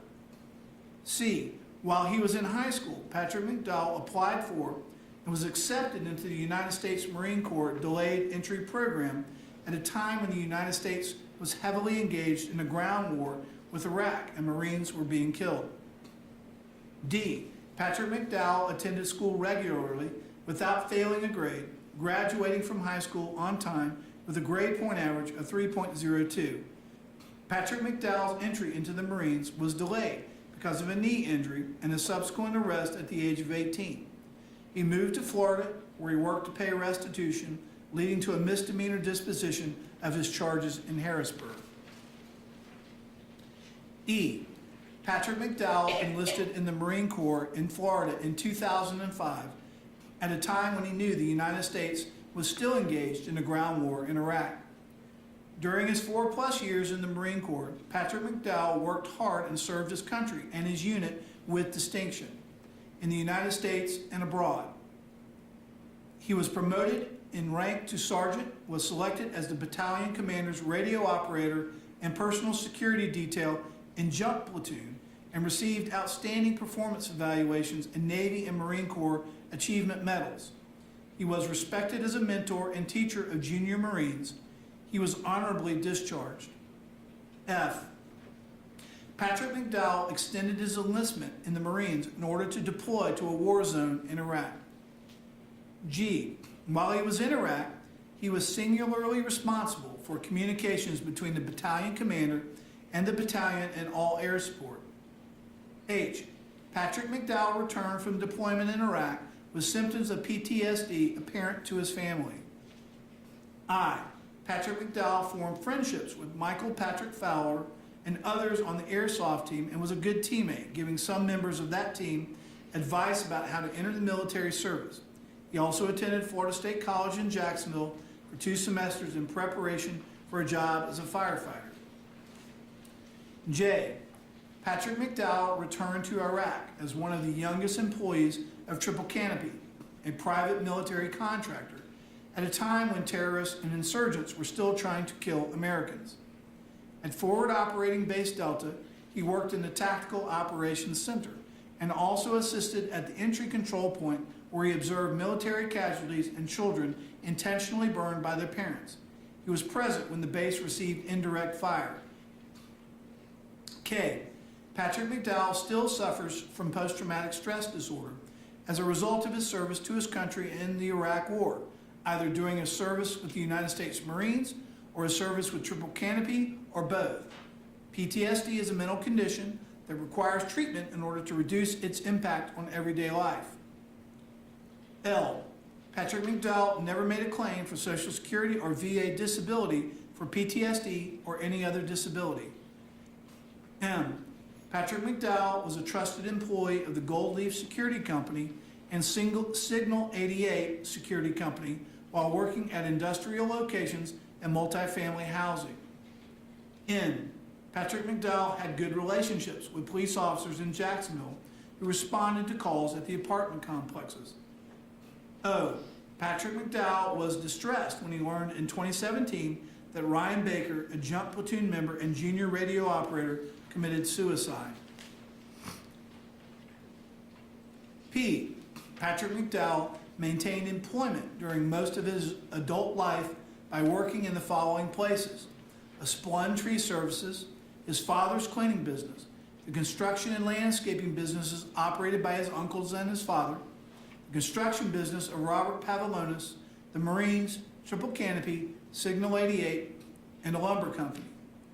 Q. Patrick McDowell completed the Matrix drug program and was doing well in Veterans Treatment Court when COVID hit in March 2020, bringing an end to regular reporting, regular court appearances, and regular urinalysis. R.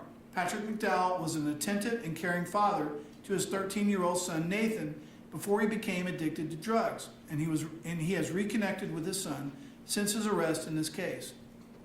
S. Patrick McDowell became addicted to methamphetamine. When used frequently over a period of weeks or days, meth can cause illogical thinking, paranoia, psychosis, bad judgment, sensations of skin damage, and resultant picking, and a physical need for more meth. Addiction is a medical condition which requires extensive treatment during which addicts often relapse. T. At the time of the crime, Patrick McDowell had been going without sleep for 3 days, was on a methamphetamine binge, and was under the acute influence of methamphetamine he had used with Breonna Toll earlier in the day and with Noel Gale shortly before the crime. He had used an intense method of ingesting meth known as hot railing.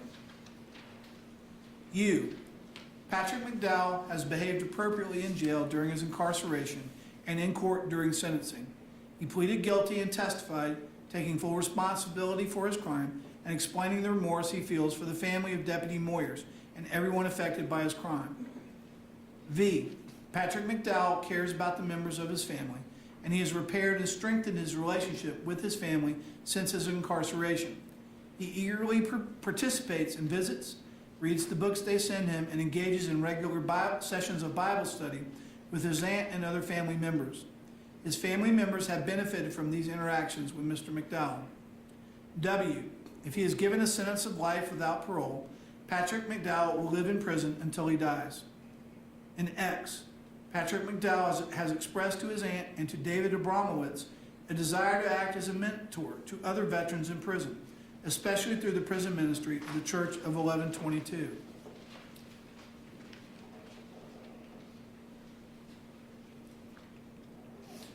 The final step in the process is for the jury to determine whether the defendant should be sentenced to life in prison without the possibility of parole or to death. In making your decision, you must weigh all of the following factors.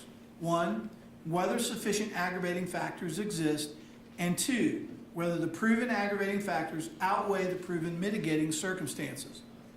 The process of weighing aggravating factors and mitigating circumstances is not a mechanical or mathematical process. In other words, you should not merely total the number of aggravating factors and compare that number to the total number of mitigating circumstances. The law contemplates that different factors or circumstances may be given different weight or values by different jurors. Therefore, in your decision-making process, each individual juror must decide what weight is to be given to a particular aggravating factor or mitigating circumstance.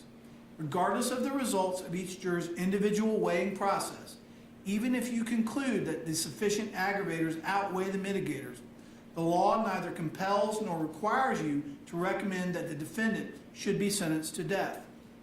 If fewer than 8 jurors vote for the death penalty, the court must sentence the defendant to life in prison without the possibility of parole. If 8 or more jurors vote for the death penalty, your recommendation must be for the death penalty. This recommendation is not binding on the court. However, I am required to assign and give great weight and deference to your recommendation. You will be provided a single form to reflect your decisions. The fact that the jury can make its decision on a single ballot should not influence you to act hastily or without due regard to the gravity of these proceedings. Before you vote, you should carefully consider and weigh the evidence, realizing that a human life is at stake, and bring your best judgment to bear in reaching your decisions.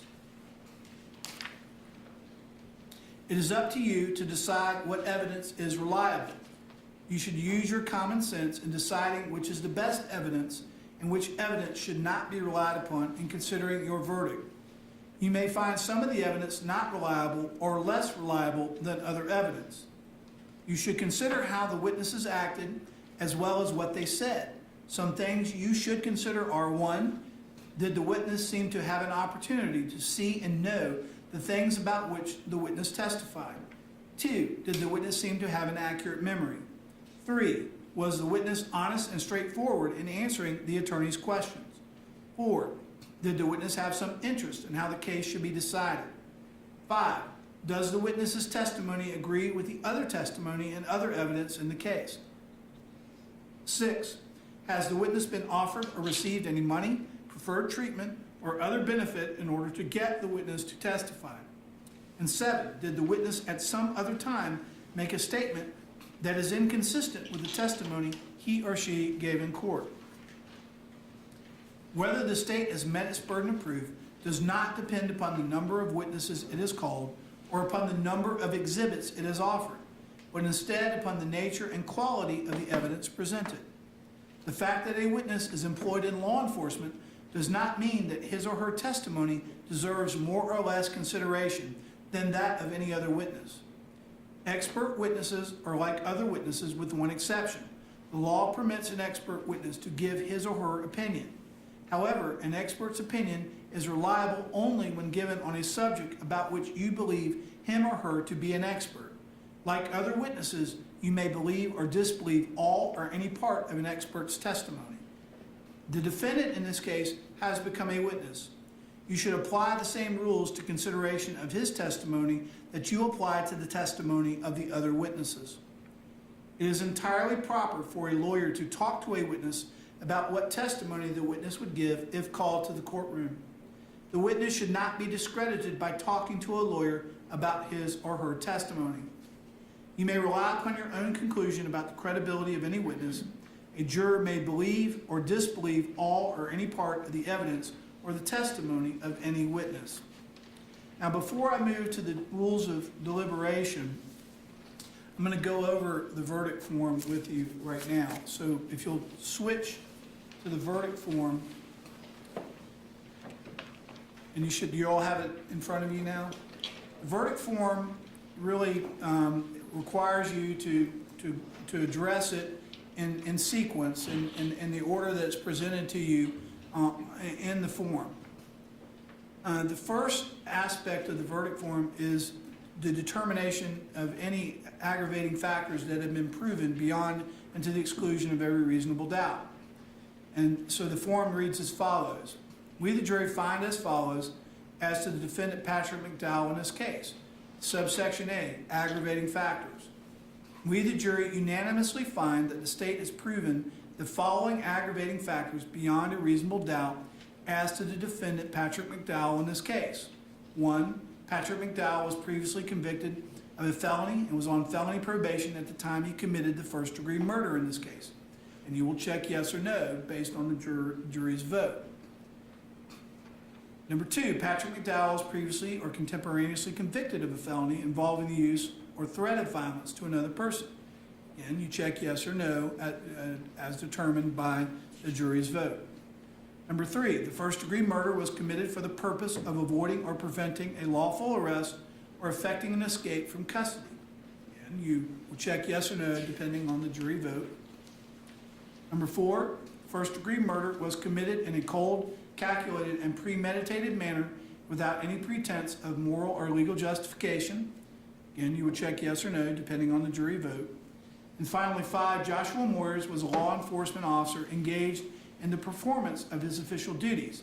And you have the opportunity again below that question to check yes or no depending on the jury's vote. Now, you skip down, there's some blank, intentionally left blank space there. And it's got some directions for you on page 2. And they're important directions because they tell you what your next step is. And that is as follows. If you answer yes to at least one of the aggravating factors listed above, please proceed to section B. If you answer no to every aggravating factor listed above, do not proceed to section B. The defendant Patrick McDowell is not eligible for the death penalty and will be sentenced to life in prison without the possibility of parole. Please sign and date the verdict form and return it to the courtroom. So if you've checked no on all 5 of those, your job is done at that point. And the foreperson should sign and date the verdict form. If there is a check of yes to one of those 5 potential aggravating factors, then you will move to section B, which is the weighing process, and that is on page 3 of the verdict form. The verdict form states in subsection B, having unanimously found that at least one aggravating factor has been established beyond a reasonable doubt in section A above, and having conducted the weighing process as instructed, which requires determining whether sufficient aggravating factors exist and whether those aggravating factors outweigh the mitigating circumstances before making an individual decision as to the sentence. We, the jury, by the indicated vote and number, find that the defendant Patrick McDowell should be sentenced as follows. And there are 2 places that have to be completed, all right? And there are 2 places for you to place a response and that must be addressed. The first is indicate the number of jurors for life imprisonment without the possibility of parole. And the second question or category that needs to be completed is indicate the number of jurors for death. So what you'll do there after everyone has gone through the weighing process is I've instructed you in the instructions and you all have voted the way you have voted. Then the foreperson should put in there what the number of jurors that have voted for life and the number of jurors that have voted for death. And that, all right? Then the last part of the verdict form says, we the jury understand that if there are 8 or more votes for death, then the jury's recommendation is for a sentence of death. And if there are fewer than 8 votes for death, then the jury's recommendation is for a sentence of life without the possibility of parole. And the last portion is, again, the section for the foreperson to sign and date the verdict form. You will bring it back to the court where it will be given to me, and our deputy clerk will publish your verdict. Now, before I get back to the instructions, I want to point out that the verdict form is designed to work in an integrated fashion or manner with the instructions. So if you're sitting there and you look at the verdict form and you go, what is meant by cold, calculated, and premeditated manner without any pretense of moral legal justification? You can go back in the instructions and read the definition. You will have a copy of the instructions with you. Or if you're going, I forgot, what is that weighing process that the court was instructing me on? You can go back to the instructions, and it goes through the steps that you must follow in weighing, determining that the aggravators are sufficient, and then weighing the aggravators and the mitigating factors. All right? So the two are designed to work together. And a lot of questions that you may have while you're looking at the verdict form can be answered by going back and referring to the instructions. All right, I have just a few more instructions that I need to go over with you before you begin your deliberations. So we'll start with on the page with the heading Rules for Deliberation. These are some general rules that apply to your discussion. You must follow these rules in order to return a lawful verdict. 1, you must follow the law as it is set out in these instructions. If you fail to follow the law, your verdict will be a miscarriage of justice. There is no reason for failing to follow the law in this case. All of us are depending upon you to make a wise and legal decision in this matter. Number 2, the case must be decided only upon the evidence that you have heard from the testimony of the witnesses and have seen in the form of the exhibits and evidence and these instructions. 3, this case must not be decided for or against anyone because you feel sorry for anyone or are angry at anyone. 4, remember the lawyers are not on trial. Your feelings about them should not influence your decision in this case. 5, your verdict should not be influenced by feelings of prejudice, bias, or sympathy. Your verdict must be based on the evidence and on the law contained in these instructions. Deciding a verdict is exclusively your job. I cannot participate in that decision in any way. Please disregard anything I may have said or done that made you think I preferred one verdict over another. During this trial, I have permitted you to take notes. You will be allowed to take those notes into the jury room during deliberations. You are instructed that your notes are a tool to aid your individual memory. You should not compare your notes with those of other jurors in determining the content of any testimony or in evaluating the importance of any evidence. Notes are for the note taker's personal use in refreshing his or her recollection of the evidence. They are not evidence. Above all, your memory should be your greatest asset in your recollection of the evidence. In just a few moments, you'll be taken to the jury room by the bailiff. The first thing you should do is choose a foreperson who will preside over your deliberations. The foreperson should see to it that your discussions are carried on in an organized way and that everyone has a fair chance to be heard. It is also the foreperson's job to sign and date the verdict form when all of you have agreed on a verdict and to bring the verdict form back to the courtroom when you return. During deliberations, jurors must communicate about the case only with one another and only when all jurors are present in the jury room. If a juror goes to the restroom, the deliberation should stop until the juror returns. You are not to communicate with any person outside the jury about this case.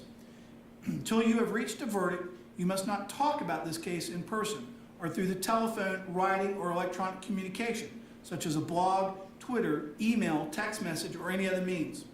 Do not contact anyone to assist you during these deliberations.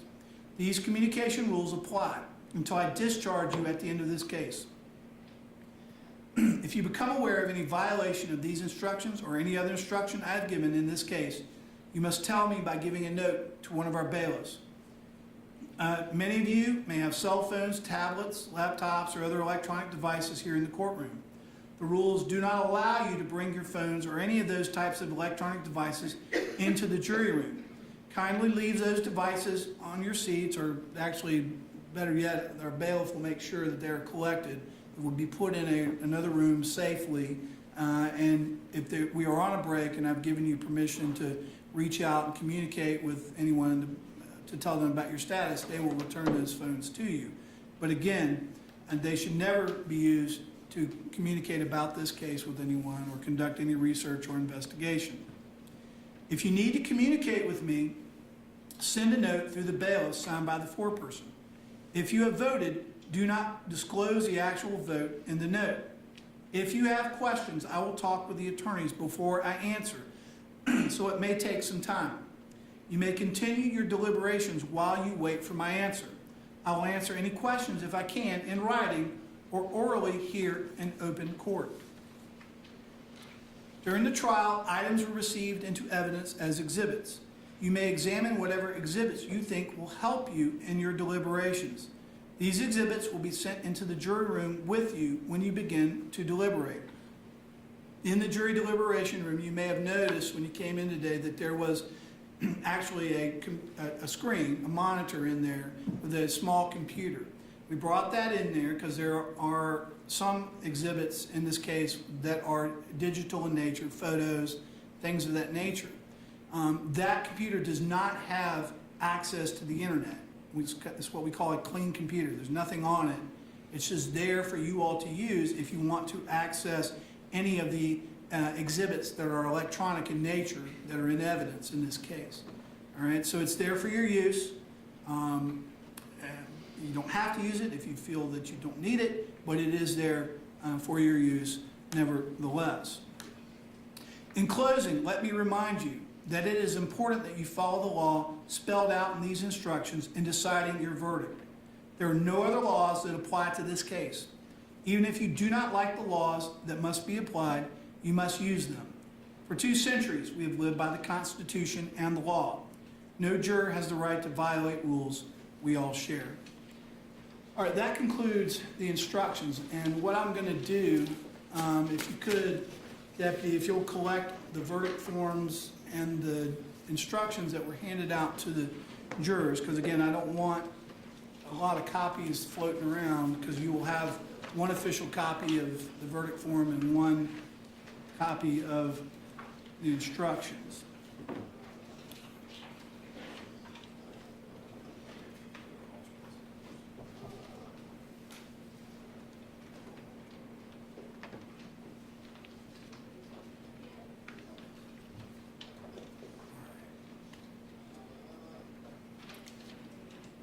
Are all the verdict forms and instructions collected, Deputy?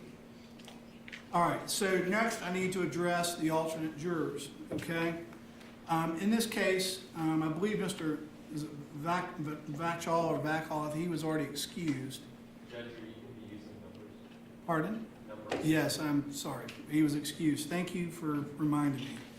We have Juror 110, Juror 115, and Juror 118. That would be our last 3 jurors here in the row. You all are alternate jurors. So you will not go back and deliberate with your fellow jurors. What I need for you to do any of you have anything back in the jury deliberation room right now? Leave your notes on your chair. One of the bailiffs will take you back to gather your things. I need you to come back here because I need to talk with you, okay? So why don't you stand and go retrieve your personal items and come back here, because again, there's some things I need to go over with you.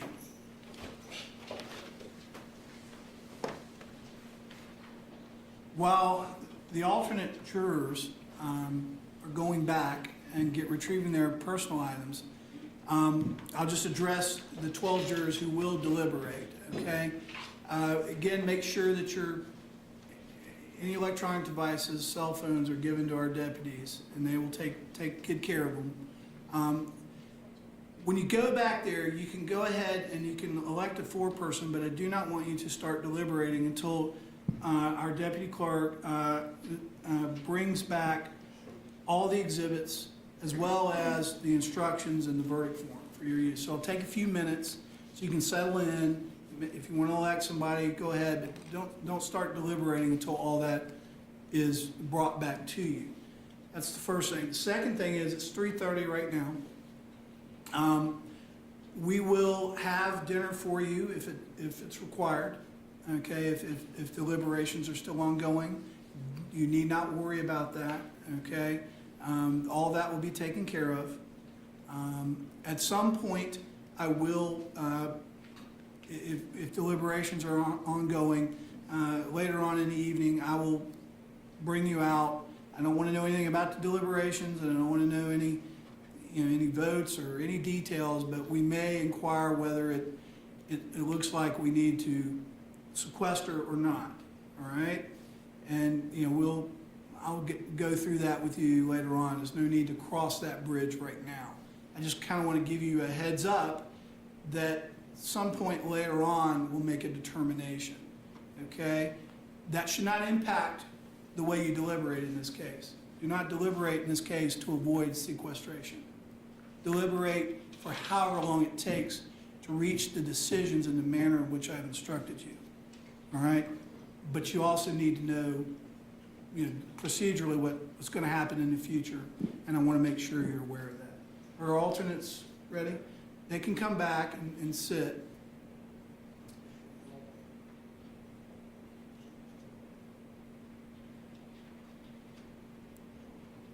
I believe there will be a deputy bailiff outside the door back here. We're not using our normal deliberation rooms because they're just not big enough. Normally there's a light or that they can flash if there's a question or something, a need. That's not going to be there. Knock on the door. There's someone that will be there to respond, okay? Both doors will be guarded by bailiffs, and there will be no access or entry into that room at all. So with that, you can take your notes with you. You can stand, except for the three alternates, stay here. The rest of you can stand, and you now can retire. Yes, sir. Pardon? Well, I already talked to them about that. If you have questions, you just hand it to the bailiff and they'll bring it in here, okay? All right, thank you. You all may retire now.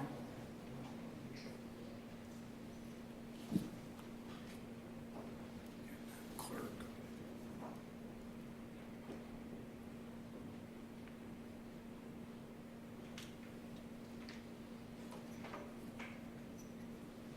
All right, there's the official instructions. And there's the verdict form. All right, everyone can be seated. I want to talk with our alternate jurors, and I was reminded not to use names again by counsel, which I'm appreciative of. I want to start by thanking you all for all that you have sacrificed to be here to provide this service to your county. We don't tell people who are alternates during the case, and I'm pretty sure most people know there are alternate jurors that we use. There's not a case that's tried that doesn't have at least one or two, and obviously with the length of this case, we needed to make sure that we had enough jurors that in case something were to happen, that they could step in and fulfill the role of a deliberating juror. We lost one, it happened to be an alternate, but we lost one pretty quickly. But as is consistent with everything that this jury has done over the last 3 weeks, everyone else was able to show up and show up on time. And so you all are not needed to go, at this point anyways, to go forward and deliberate. Now, you are still not released from my order yet, as far as prohibiting you from talking about this case or conducting any research and avoiding all media accounts. There is a chance, it might be a very, very, very small chance, that one of you may be needed if something were to happen during deliberations, and you would have to still step in. So you're not released yet from service and those instructions. People may approach you because you can stay here if you want, or you can go home, or you can stay here a little while and then go home. It's up to you, and we'll talk about that in just a minute. People may approach you, and you are not to talk to them, and it is not appropriate for them to ask you what your thoughts are on this case. Because again, you may have to step in. Okay, it's a small chance, Probably not going to happen, but still, we want to provide for every contingency. So keep that in mind this afternoon, and until a verdict has been reached. Now, once you are released from service, you are free to talk with anyone about this case that you want to. You are free to decline to talk with anyone about this case if you want to. That choice is left up to you. No one can compel you to talk about this case except for by court order. Okay? So there will be people that want to know what you saw and what you think. And if you don't deliberate with your fellow jurors, what you think of the decision. Whether you respond to that or not is up to you. And that's something that each of you will have to decide for yourself, all right? As I mentioned earlier, you can stay here if you want. You can go home if you want. The choice is up to you. I suspect you're going to know pretty quickly what the verdict is in this case if you go home, even though, you know, you need to avoid all media accounts, but I suspect that someone will relay the news that a verdict has come in. And once a verdict has come in, then you are released, all right? I don't have adequate words, though, to say thank you to the three of you. I don't know what I'm going to say to the other 12 when they come back, whatever verdict it is, because I've sat here and watched you all for the better part of 20 days give up everything that you have in your life to provide this service. There is no more serious case than in the law than you will find in the case that you have sat on. And you all willingly did this. I'm sure there were other things you would want to do, and that you certainly didn't ask for this, but you did it anyways. And I am grateful for it. I know everybody in this courtroom that has been associated with this trial and worked on this trial feels the exact same way. So thank you very much for your service. I need you to leave your notes. Our Sergeant Livingston will collect them. They're going to be destroyed. They won't be destroyed, though, until the case is over. So if you have to go back and deliberate, you'll be handed your notes. And with that, I don't have anything else to tell you. But again, thank you. If you want to leave, one of our bailiffs will take you out. If you want to stay, you're welcome to stay. You'll need to stay out in the pews, all right? But you're welcome to stay as well. Thank you very much for your service. Okay. Just let the sergeant know. Thank you so much.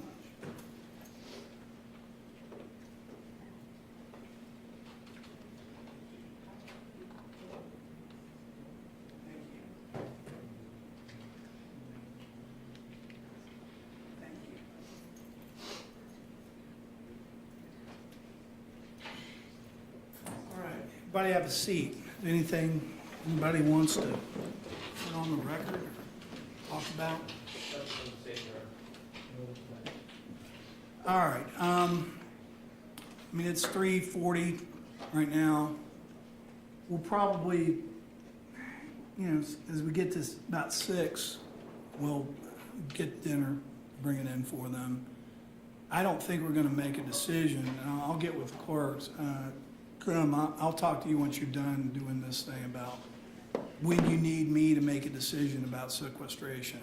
And we'll talk about that in a little bit, but we're not going to make that decision just yet.